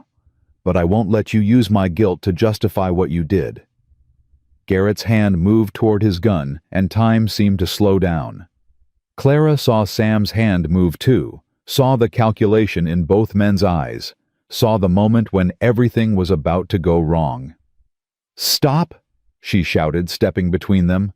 "Both of you stop." "Clara, get out of the way," Sam said. "No, I won't let you do this." She turned to face Garrett, her heart pounding, but her voice steady. "Whatever happened between you two, it was a long time ago. Whatever you think Sam owes you killing him won't give it to you." Garrett stared at her, something flickering in his hard eyes. "You don't know what you're talking about." "I know that vengeance is a poison that destroys the person who carries it. I know that whatever crime Sam committed, he's been punishing himself ever since. And I know that if you kill him, you'll spend the rest of your life running just like you've been running since you got out of prison." The street had gone quiet. Clara could feel the eyes of the entire town on her, watching, waiting. Garrett's hand hovered over his gun. For one terrible moment, Clara thought he was going to draw anyway. Then slowly he let his hand drop. "You've got spine, school teacher," he said. "I'll give you that." "Garrett?" Sam's voice was quieter now, less angry. "I'm sorry for what happened to you. I'm sorry for the parts I played. But it's over. Let it be over." Garrett looked at Sam for a long moment, something complicated moving behind his eyes. "It'll never be over," he said finally. "Not for me. But maybe—" He glanced at Clara, then back at Sam. "Maybe it doesn't have to end in blood." He turned his horse and rode away, his men following. Clara watched them go, her legs suddenly weak beneath her. Then Sam was there, his arms around her, holding her up. "You shouldn't have done that," he said, his voice shaking. "He could have killed you. But he didn't. Clara, he didn't." She looked up at him, seeing the fear and love and guilt all tangled together in his face. "And now it's over." Sam held her tighter, his face buried in her hair. "I don't deserve you." "Yes, you do." Clara pulled back to look at him. "Whatever you did in the war, whatever mistakes you made, you've spent 10 years atoning for them. You've spent 10 years punishing yourself. It's time to stop." "I don't know how." "Then let me help you. Let me love you. Let me show you that you're worth more than your worst moments." Sam's eyes were bright with unshed tears. "How did I get so lucky?" "You found me in a snowstorm," Clara said, smiling through her own tears. "Everything else just followed from there." The night before the wedding, Clara couldn't sleep. She lay in her narrow bed at the boarding house, staring at the ceiling, her mind racing through everything that had happened since that terrible day in the snow. 3 months. It had been 3 months since Ruth had pushed her off the wagon. 3 months since Sam had appeared out of the blizzard and changed her life forever. It felt like 3 years. It felt like 3 minutes. A soft knock at her door pulled her from her thoughts. "Clara." Ruth's voice hesitant. "Are you awake?" Clara rose and opened the door. Her sister stood in the hallway in her nightgown, her face pale in the moonlight filtering through the window. "I couldn't sleep either," Ruth said. "Can I come in?" Clara stepped aside, and Ruth entered, settling onto the edge of the bed while Clara took the chair by the window. "Tomorrow's the big day," Ruth said. "How do you feel?" "Terrified, happy, both at the same time." Ruth smiled, but it was tinged with sadness. "I felt the same way the night before I married Harold." "Did you love him?" "Really love him, I mean." Ruth was quiet for a moment. "I thought I did. Or maybe I just wanted to so badly that I convinced myself it was true." She looked at her hands folded in her lap. "He wasn't a bad man, Clara. Not at first. But the years changed him. The disappointments, the failures. He became someone I didn't recognize. I'm sorry. Don't be. I made my choices. I have to live with them. Ruth met her eyes. But you've made different choices. Better ones. Sam isn't Harold. Anyone can see that. How can you be so sure? Because of the way he looks at you. Like you hung the moon and stars. Ruth's voice cracked slightly. Harold never looked at me like that. Not even in the beginning. Clara felt her throat tighten. Ruth. I want you to be happy, Ruth interrupted. I know I don't have any right to want that after what I did. But I do. I want you to have everything I never had. Everything I was too afraid to reach for. Clara crossed the room and sat beside her sister, taking Ruth's hands in hers. I forgave you, she said quietly. I meant it. Whatever happened between us, it's in the past. I know, but I haven't forgiven myself. I don't know if I ever will. Then let me help you, the way Sam is helping me. Clara squeezed her sister's hands. We've both made mistakes, Ruth. We've both been hurt. But we're still here. We still have a chance to do better. Ruth's eyes filled with tears. When did you become the wise one? Somewhere between freezing to death and falling in love. Clara smiled. It's been quite an education. They sat together in the quiet darkness, sisters bound by blood and betrayal, and something that might given time become trust again. Get some sleep, Ruth finally said, standing. You've got a big day tomorrow. So do you. You're standing up with me, remember? Ruth paused at the door, her expression soft with surprise. You still want me there? You're my sister. Where else would you be? Ruth nodded, blinking back tears. Thank you, Clara, for everything. After she left, Clara lay back down and closed her eyes. This time sleep came easily. The morning of the wedding dawned clear and cold. Clara dressed with trembling hands, helped by Dorothy and old Bess, who fussed over her hair and dress with the enthusiasm of women who rarely got to attend such occasions. You look beautiful, Dorothy said, stepping back to admire her work. Sam's going to fall over when he sees you. He better not, old Bess cackled. We don't want the groom unconscious at the altar. Clara laughed, but her nerves were jangling. In less than an hour, she would be Mrs. Samuel Callahan. In less than an hour, her entire life would change again.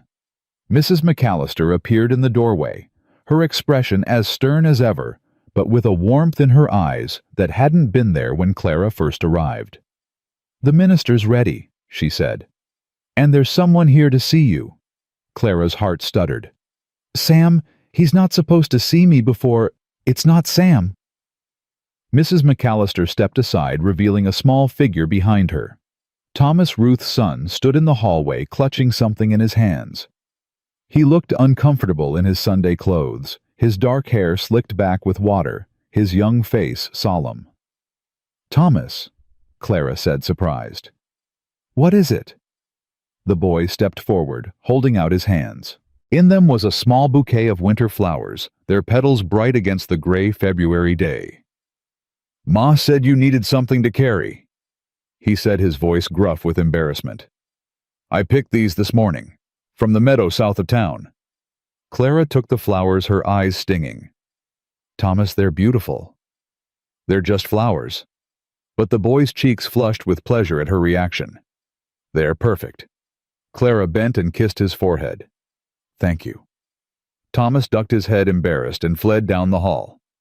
But Clara caught the small smile on his face before he disappeared. That boy's come a long way, Mrs. McAllister observed. 3 months ago he wouldn't speak to anyone. Now look at him. He just needed someone to believe in him, Clara said. Seems to be a pattern around here. Mrs. McAllister's expression softened. Ready? Clara took a deep breath. Ready. The walk to the church felt both endless and impossibly short. Clara moved through the snow-dusted streets of Elk Creek, flanked by the women who had become her unexpected family. Ruth walked beside her, their arms linked, their breath misting in the cold air. Mrs. McAllister led the way, her back straight and her step firm. Dorothy and old Bess followed behind, whispering and giggling like young girls. The townspeople had gathered along the route despite the cold. Some nodded in greeting. Others called out congratulations. Even Mrs. Patterson, who had been Clara's harshest critic, offered a small wave as they passed. "Word got around about what you did," Dorothy whispered. "Standing up to those outlaws. People respect that." "I just did what needed to be done." "That's what makes it impressive." They reached the church, and Clara's heart began to pound. Through the open doors, she could see the small congregation gathered inside. Sheriff Brody and his wife, Mayor Wilson and his family, Henry Porter from the general store, a handful of others who had welcomed her into their community despite the gossip and doubt. And there at the front of the church stood Sam. He was dressed in a new suit, his hair combed, his beard neatly trimmed. He looked so different from the rough mountain man who had found her in the snow that Clara almost didn't recognize him. But then he turned, and his eyes met hers, and she saw it, that look Ruth had described, like she hung the moon and stars. "Go on," Mrs. McAllister said, giving her a gentle push. "He's waiting." Clara walked up the aisle alone. She had no father to give her away, no family except the sister who walked behind her. But she didn't feel alone. She felt surrounded by love, buoyed by the impossible luck that had brought her to this moment. Sam reached out and took her hands as she reached the altar. His fingers were trembling, she realized. This strong, steady man, who had faced down outlaws and survived a war, was trembling because of her. "You came," he said, his voice rough. "Did you think I wouldn't? I was afraid I'd wake up and this would all be a dream." "It's not a dream." Clara squeezed his hands. "It's real. I'm real. And I'm not going anywhere." The minister cleared his throat. "Shall we begin?" The ceremony was simple, the words familiar, but Clara heard them as if for the first time. "Do you take this man to be your husband, to have and to hold from this day forward, for better or for worse, for richer or for poorer, in sickness and in health, to love and to cherish, until death do you part?" "I do," Clara said, and her voice didn't waver. "Do you take this woman to be your wife, to have, and to hold from this day forward, for better or for worse, for richer or for poorer, in sickness and in health, to love and to cherish, until death do you part?" "I do." Sam's voice broke on the words, and Clara saw tears shining in his eyes. "I do." The minister smiled. "Then by the power vested in me, I pronounce you husband and wife. You may kiss the bride." Sam cupped Clara's face in his hands, his touch gentle, reverent. "I love you," he whispered. "I love you too." And then he kissed her, and the church erupted in cheers, and Clara felt her heart overflow with a joy so profound it almost hurt. She was married. She was home. She was exactly where she was meant to be. The celebration afterward was modest by city standards, but lavish by Elk Creek's. Mrs. Wilson from the hotel had prepared a wedding feast, and the entire town seemed to have contributed something. There was roast beef and fresh bread, apple pie and spiced cider, a small cake decorated with winter berries that Mrs. McAllister had baked herself. Clara sat beside Sam at the head table, her hand never leaving his, accepting congratulations and well wishes from an endless stream of guests. "I never thought I'd see this day," Sheriff Brody said, clapping Sam on the shoulder. "You of all people married, and to such a fine woman." He winked at Clara. "You've got your work cut out for you, Mrs. Callahan. This one's stubborn as a mule." "I'm aware," Clara laughed, "but I'm stubborn too." "Then you'll be just fine." As the evening wore on, the music started. Fiddle and guitar played by two of the local ranchers who fancied themselves musicians. Couples took to the small dance floor that had been cleared in the corner of the room. Sam stood and offered Clara his hand. "Dance with me." "I didn't know you could dance." "I can't, but I'm willing to try if you are." Clara took his hand and let him lead her to the floor. They swayed together awkwardly at first, neither quite sure of the steps, but soon they found their rhythm moving together like they'd been doing it all their lives. "Happy?" Sam asked. "More than I ever thought possible." "Good." He pulled her closer, his arms tight around her waist. "Because I plan to spend the rest of my life making sure it stays that way." Clara rested her head on his shoulder, breathing in the scent of him, leather and pine, and something uniquely Sam. "I still can't believe this is real." "Neither can I." His voice was low, meant only for her. 3 months ago, I was living alone in a cabin, talking to myself, convinced I'd never feel anything again. And now? He shook his head. Now I have everything I ever wanted. Everything I was afraid to want. Afraid? Wanting things means you can lose them. I learned that the hard way. Sam pulled back to look at her. But you taught me something else. You taught me that not wanting things doesn't protect you. It just makes you lonely. Sam. Thank you, he said, his voice cracking, for saving me. Clara reached up and touched his face. You saved me first. Did I? Sometimes I think it was the other way around. The music changed to something slower, sweeter. Clara let herself sink into Sam's arms, let the world fall away, until there was nothing but the two of them, moving together in the warm glow of the lanterns. I want to show you something, Sam said suddenly. Now. It's important. He took her hand and led her toward the door, pausing only to grab their coats from the hook by the entrance. The cold hit Clara like a wall as they stepped outside, but Sam's hand was warm in hers, and his presence beside her made the chill bearable. Where are we going? Not far, just up the hill. They walked in silence through the snow, their breath misting in the moonlight. The sounds of the celebration faded behind them as they climbed, replaced by the quiet hush of a winter night. At the top of the hill, Sam stopped. Clara looked out over the valley below, silver and black in the moonlight, and caught her breath. This is where I buried them, Sam said quietly. Margaret and the baby. Right here under this tree. Clara's heart clenched. Oh, Sam. I come here sometimes, to talk to them, to remember. He turned to face her, his expression vulnerable in a way she rarely saw. I wanted you to know about this place. I wanted you to know that they existed, that they mattered. Of course they mattered. Some people would be jealous, would want me to forget them, to pretend they never happened. I'm not some people. Clara stepped closer, taking both his hands. Margaret was your wife. She gave you a child. She was part of your life, and that makes her part of mine too. I don't want you to forget her. I don't want you to pretend she didn't exist. Sam's eyes glistened with tears. She would have liked you, I think. The two of you were very different. But she would have seen your strength, your kindness. She would have been glad I found you. I hope so. I know so. Sam reached into his pocket and pulled out something small. A locket Clara saw tarnished with age. This was hers. I want you to have it. Sam, I couldn't. Please. He pressed it into her hands. It's not a replacement for her. Nothing could be. But it's a way of connecting the two parts of my life. The part before and the part after. You're my after, Clara. You're my future. But I need you to understand my past too.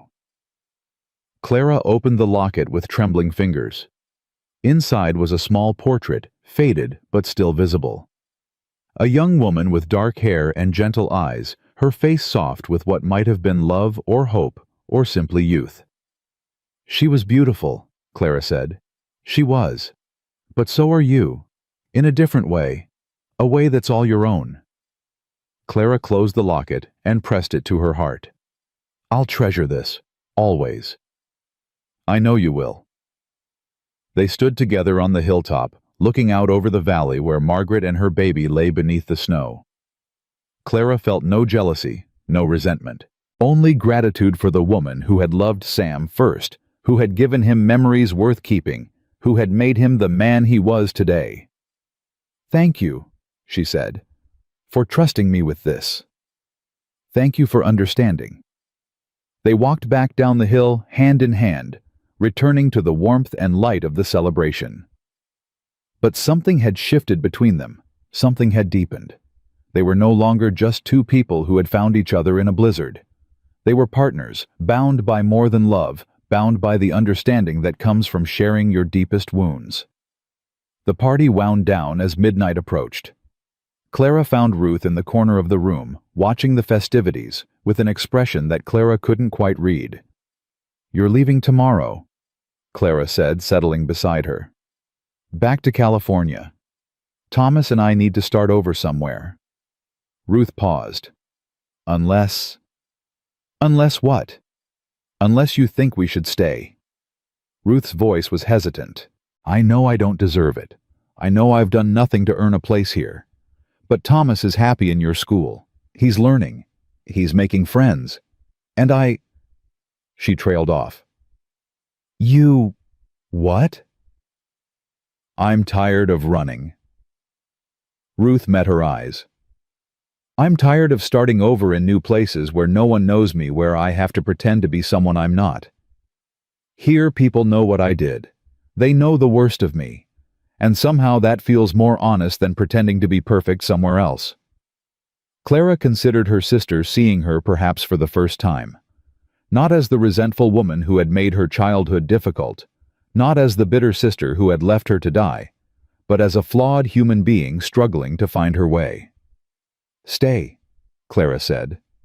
"Really, really, Elk Creek needs good people. And despite everything, Ruth, you are a good person. You just forgot that for a while." Ruth's eyes filled with tears. "I don't know what to say." "Say you'll try. That's all any of us can do." Ruth nodded, wiping her eyes. "I'll try. I promise." Clara hugged her sister, feeling something that had been broken finally begin to mend. When Clara and Sam finally left the celebration, the moon was high and the streets were quiet. Sam lifted her into the wagon he'd borrowed for the occasion, then climbed up beside her and took the reins.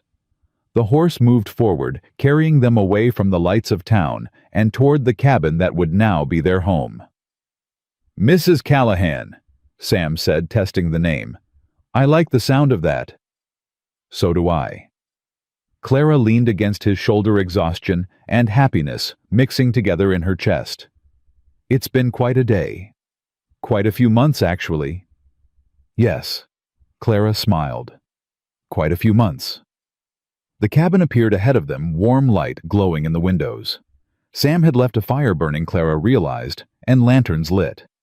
He'd wanted her to come home to warmth and welcome, not darkness and cold. "I have one more surprise," Sam said as they pulled up to the door. "Sam, you've done enough. Just one more." He helped her down from the wagon, then led her to the door. "Close your eyes." Clara obeyed, letting him guide her inside.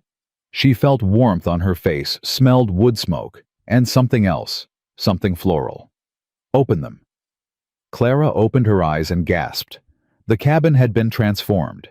Every surface was covered with winter flowers, the same kind Thomas had picked for her bouquet. Candles burned on every shelf and table, filling the space with soft, flickering light.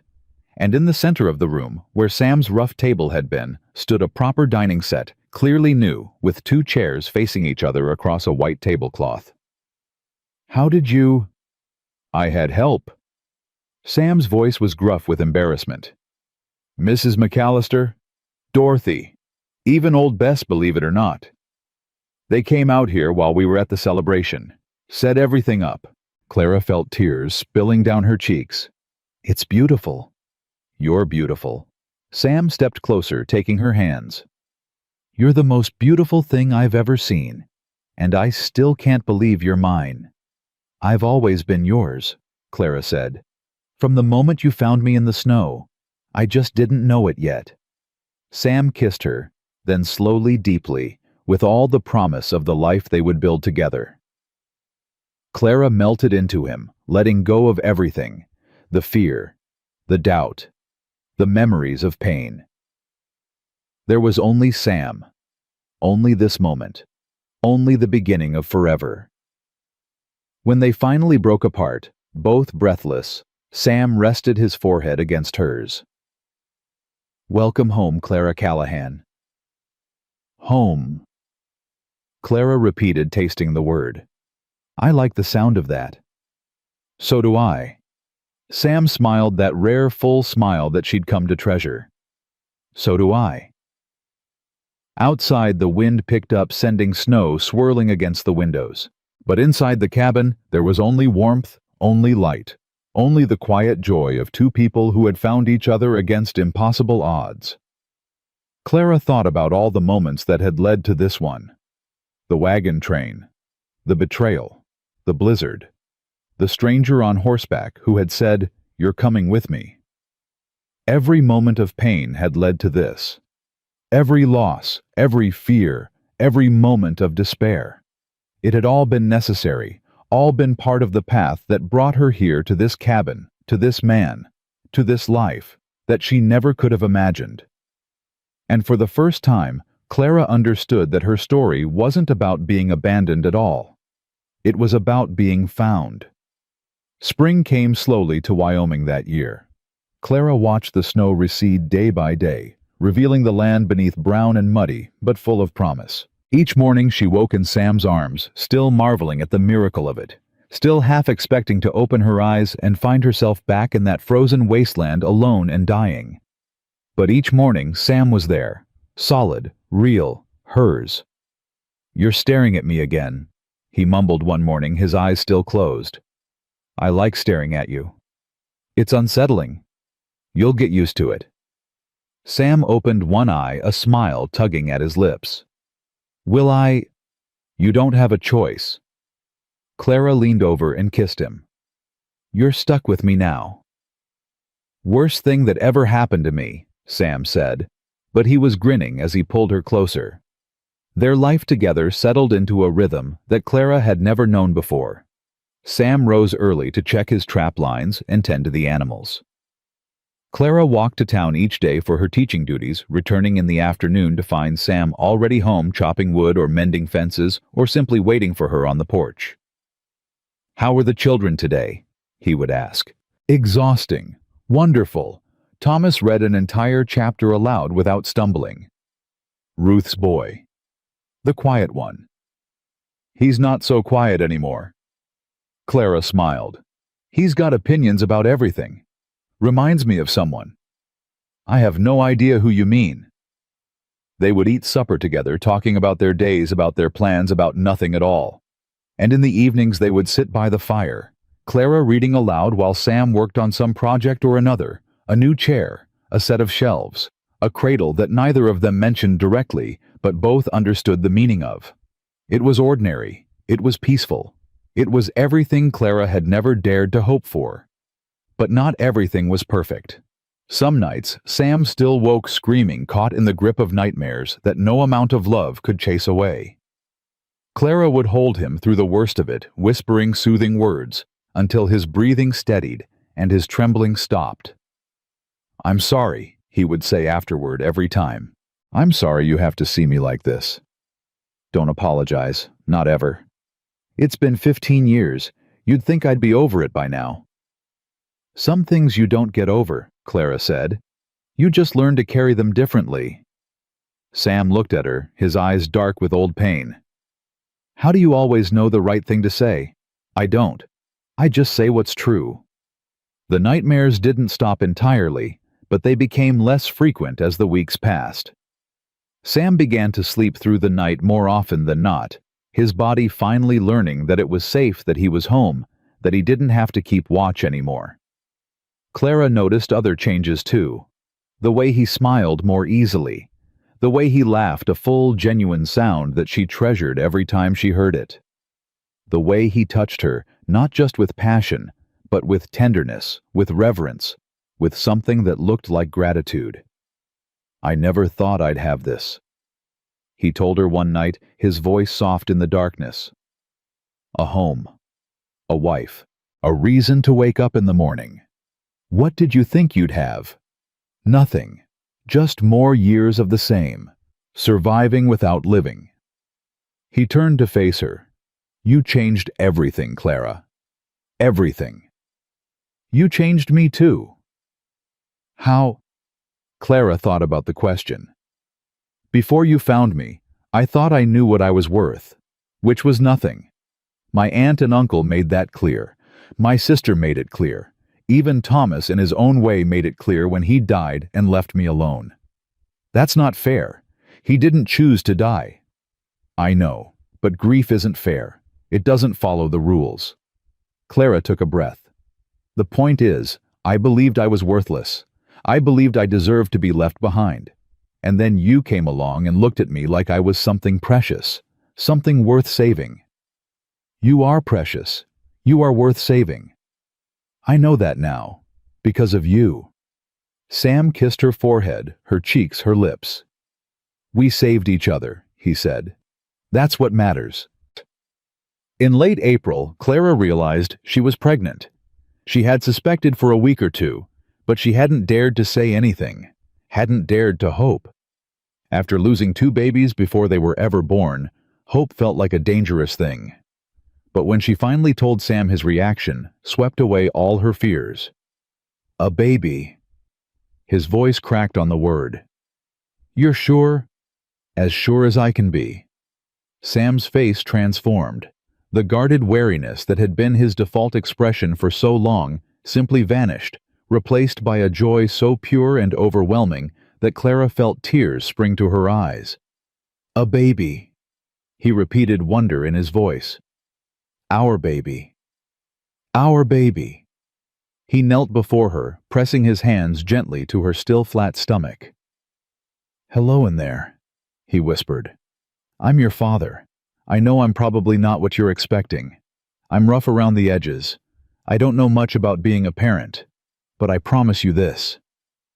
His voice broke. I promise I will love you with everything I have.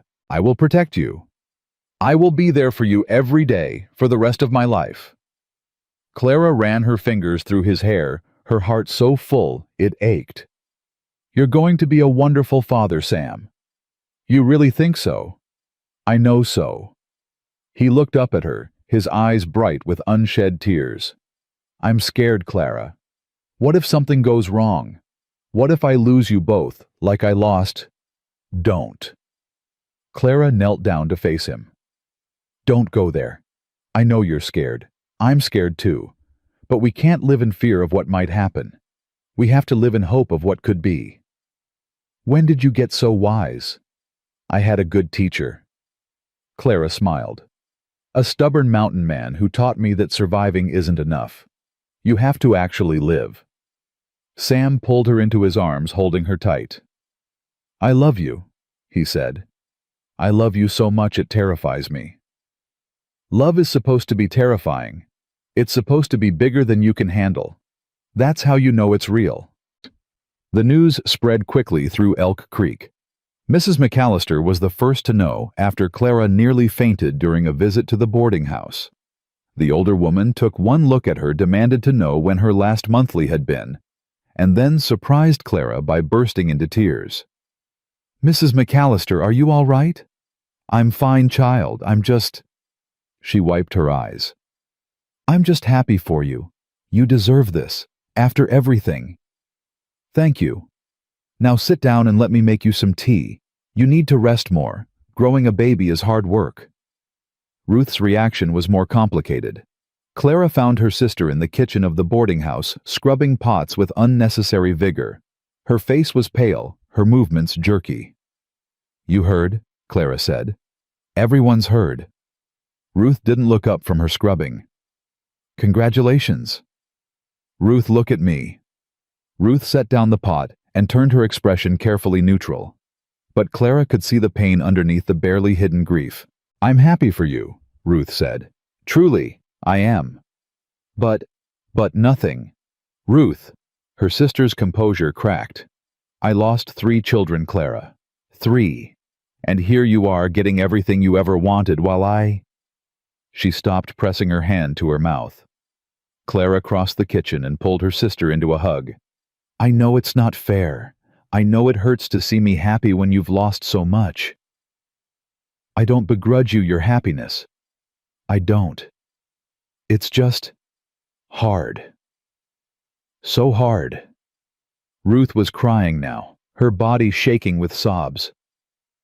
I wanted more children. After the 3 I lost, I wanted to try again. But Harold said we couldn't afford it. Said we had enough mouths to feed. And now he's gone and they're gone and I'll never... You don't know that. I'm 35, Clara. Who's going to want a 35-year-old widow with a half-grown son? Someone who sees your worth. Someone who looks past your age and your circumstances and sees the woman you are. That's a fairy tale. So was a mountain man saving a frozen woman from a blizzard. And look how that turned out. Ruth laughed through her tears. You're impossible, you know that. I learned from you. They held each other in the kitchen, 2 sisters who had hurt each other deeply, but were learning slowly to heal. I want you to be the godmother, Clara said. When the baby comes. Will you? Ruth pulled back her eyes wide. You can't be serious. I've never been more serious. After everything I did, after I left you to die. Because of everything we've survived. Because you're my sister. Because no matter what happened between us, we're family. Real family. The kind you choose. Ruth's face crumpled. I don't deserve this. Maybe not, but I'm offering it anyway. Clara took her sister's hands. We can't change the past, Ruth. We can only choose what we do with the future. I choose to forgive. I choose to move forward. Will you choose that too? Ruth was silent for a long moment. Then slowly she nodded. Yes, she whispered. I choose that too. The summer was the happiest of Clara's life. Her belly grew round and full. Sam became increasingly protective, insisting she rest more work, less let him handle the heavy chores. Clara found his hovering both annoying and endearing. I'm pregnant, not dying, she told him after he tried to carry her up the porch steps for the 3rd time that week. I know. I just want to help. Then help by trusting me to know my own limits. Sam's expression was mulish. What if something happens? What if nothing happens? What if everything is fine? Clara cupped his face in her hands. Sam, I know you're scared. I know you lost Margaret during childbirth, but I'm not Margaret. This isn't the same. I know that. Do you? Because every time I so much as cough, you look like you're about to fall apart. Sam's jaw tightened. I can't lose you. I can't. You won't. You don't know that. You can't promise that. No, I can't. But I can promise to do everything in my power to stay safe, to take care of myself, to let you help when I need it. Clara softened her voice. Can that be enough? Sam was silent for a long moment. Then slowly, the tension drained from his shoulders. It'll have to be, he said, because I don't have any other choice. You always have a choice. You're choosing to trust me, to trust us. That's all any of us can do. Sam pulled her close, his arms gentle around her swollen belly. I don't know how to do this. How to be a father. How to be the man you need me to be. You already are the man I need. You just don't see it yet. The baby came in late October, 3 weeks earlier than expected. Clara was at the cabin when the pain started Sam out checking his trap lines. She tried not to panic as the contractions grew stronger, more frequent. She tried to remember everything Mrs. McAllister had told her about childbirth, but nothing had prepared her for the reality of it. The pain that felt like being torn apart from the inside.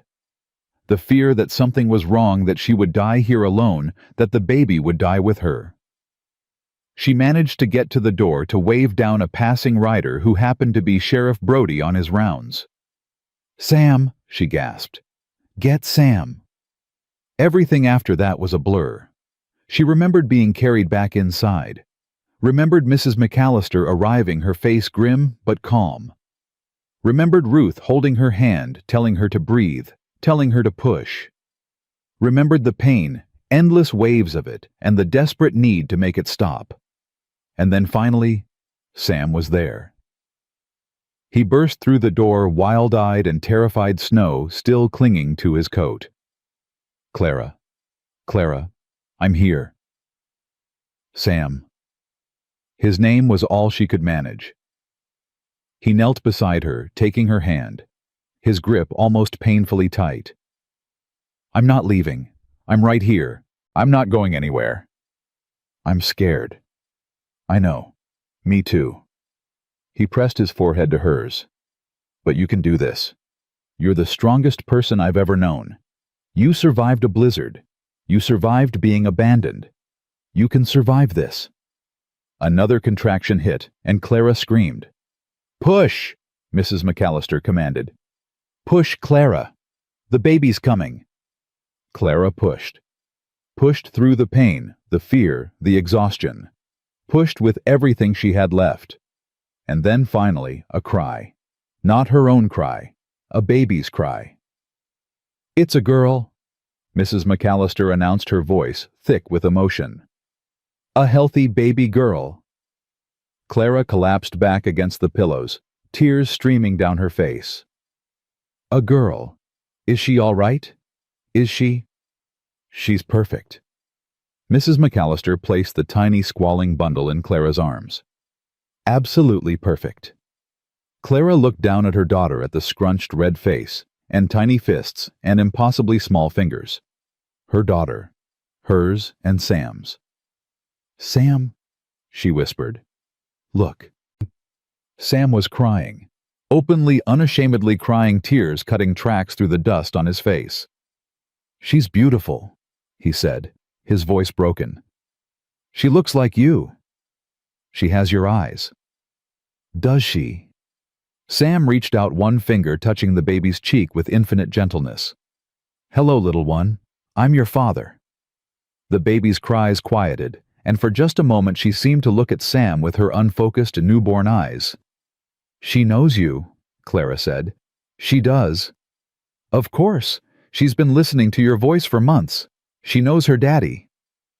Sam made a sound that was half laugh, half sob. "Her daddy. I'm her daddy." "You are, and you're going to be the best daddy she's ever had." "I'm going to be the only daddy she's ever had." "Then you better make it count." Sam leaned down and kissed Clara's forehead, then the baby's. "I will. I promise." They named her Margaret Rose Callahan. Margaret for the wife Sam had lost. Rose for Clara's mother, who had taught her that education could set you free. A name that honored the past while looking toward the future. "Are you sure?" Sam asked when Clara suggested it. "About Margaret, I mean." "I'm sure. She was part of your life. Part of who you are. It's only right that she be part of our daughter's life too." "Most women wouldn't want their child named after their husband's dead wife." "I'm not most women." "No." Sam's smile was soft. "You certainly are not." Little Margaret, they called her. Maggie for short. She had Sam's dark hair and Clara's stubborn chin, and she wrapped both her parents around her tiny finger from the moment she was born. The first months were exhausting. Sleepless nights and endless feedings, dirty diapers and colicky crying. Clara had never been so tired in her life, but she had also never been so happy. "I didn't know," she told Sam one night, rocking Maggie in the chair he'd made. "I didn't know it would feel like this." "Like what?" "Like my heart is outside my body. Like I would die to protect her. Like everything that came before was just leading to this moment." Sam sat beside her, his arm around her shoulders. "I feel the same way. About both of you. Even when she wakes us up at 3 in the morning. Especially then." Sam smiled. "Those are the moments I remember best. The dark hours when it's just the three of us and the rest of the world doesn't exist."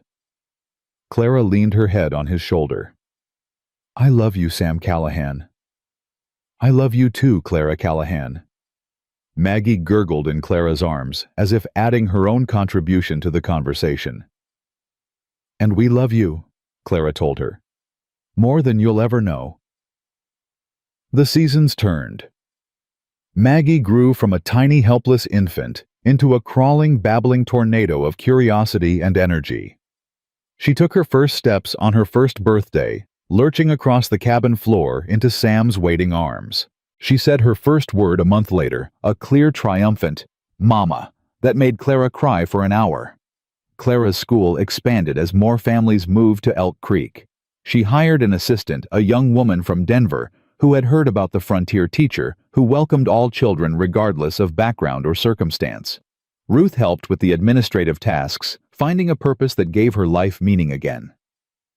Sam took on more work as a guide leading settlers safely through the mountain passes, sharing the knowledge that had kept him alive for so many years. He was still quiet, still preferred solitude to crowds, but he no longer flinched away from human connection. "You're different," Sheriff Brody observed one evening. "Not sure I can put my finger on how, but you're different." "I have reasons to be different now." "That you do." Brody clapped him on the shoulder. "It's good to see Sam. It's really good to see." On their 5th wedding anniversary, Sam took Clara back to the hilltop where Margaret and the baby were buried. It was the first time Clara had been there since their wedding night. She had offered to come before, but Sam always said he needed to go alone. She understood. Some grief was too private to share. But today was different. They stood together before the 2 simple markers, hand in hand, while Maggie played with wildflowers a few feet away. "I brought them," Sam said, his voice rough. "Brought who?" "Margaret. The baby. I brought them to meet you. And Maggie." He swallowed hard.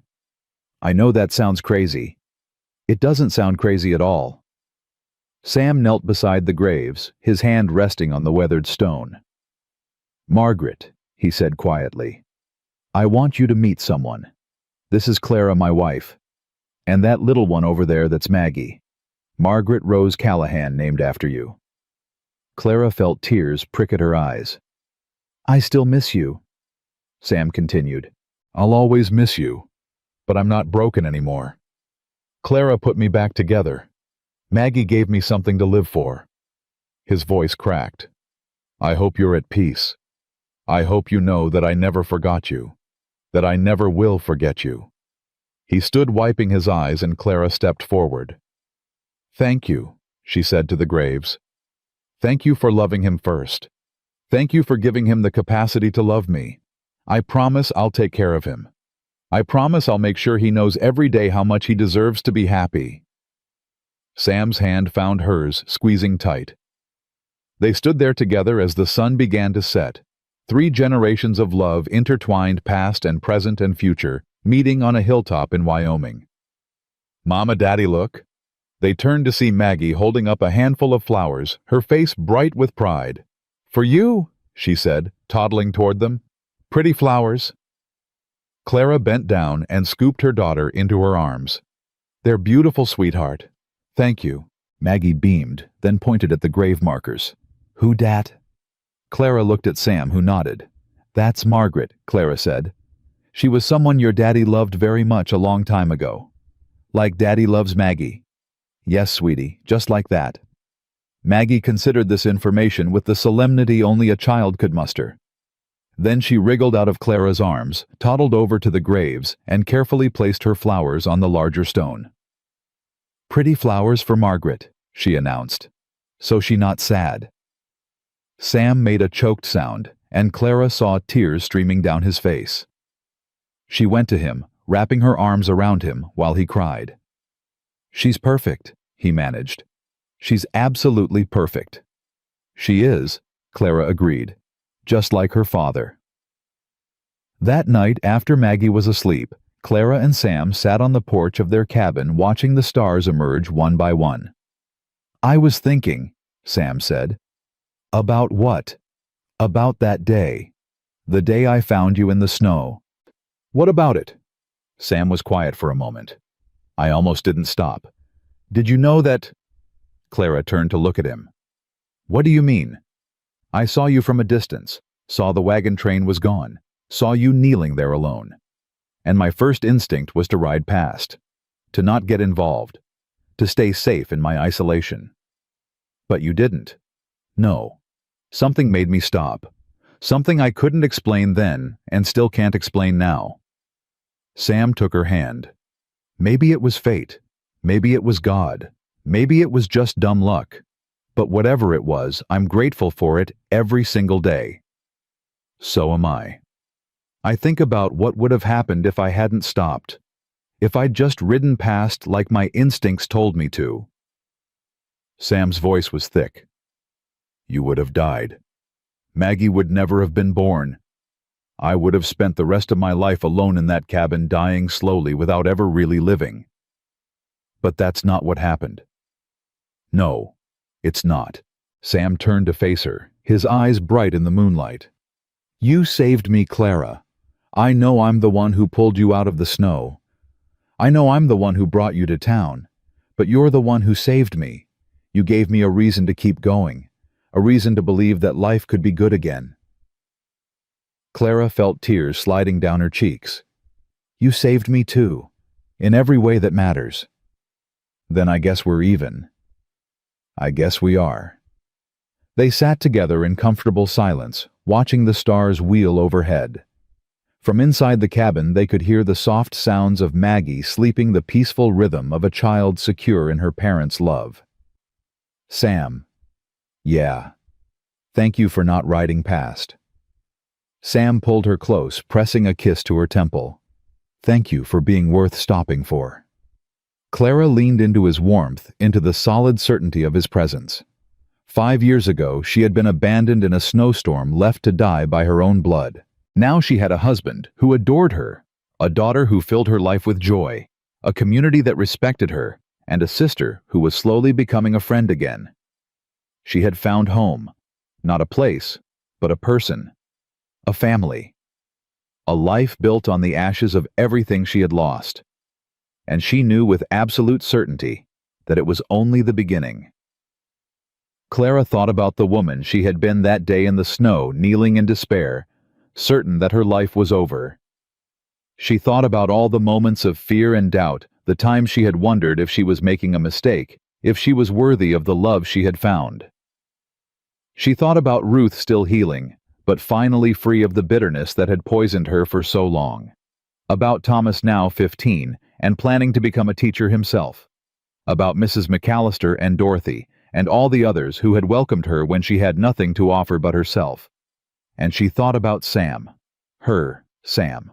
The mountain man who had ridden out of a blizzard and changed her life forever. I love you. She said the words, feeling new even after 5 years. I love you too. Forever. Sam smiled, that rare, full smile that still made her heart skip. Forever. Clara rested her head on his shoulder and closed her eyes, letting the peace of the moment wash over her. She had been left behind to die abandoned by her own blood in the cruelest possible way. But she had not died. She had risen. She had loved. She had built a life beyond anything she had ever dreamed possible.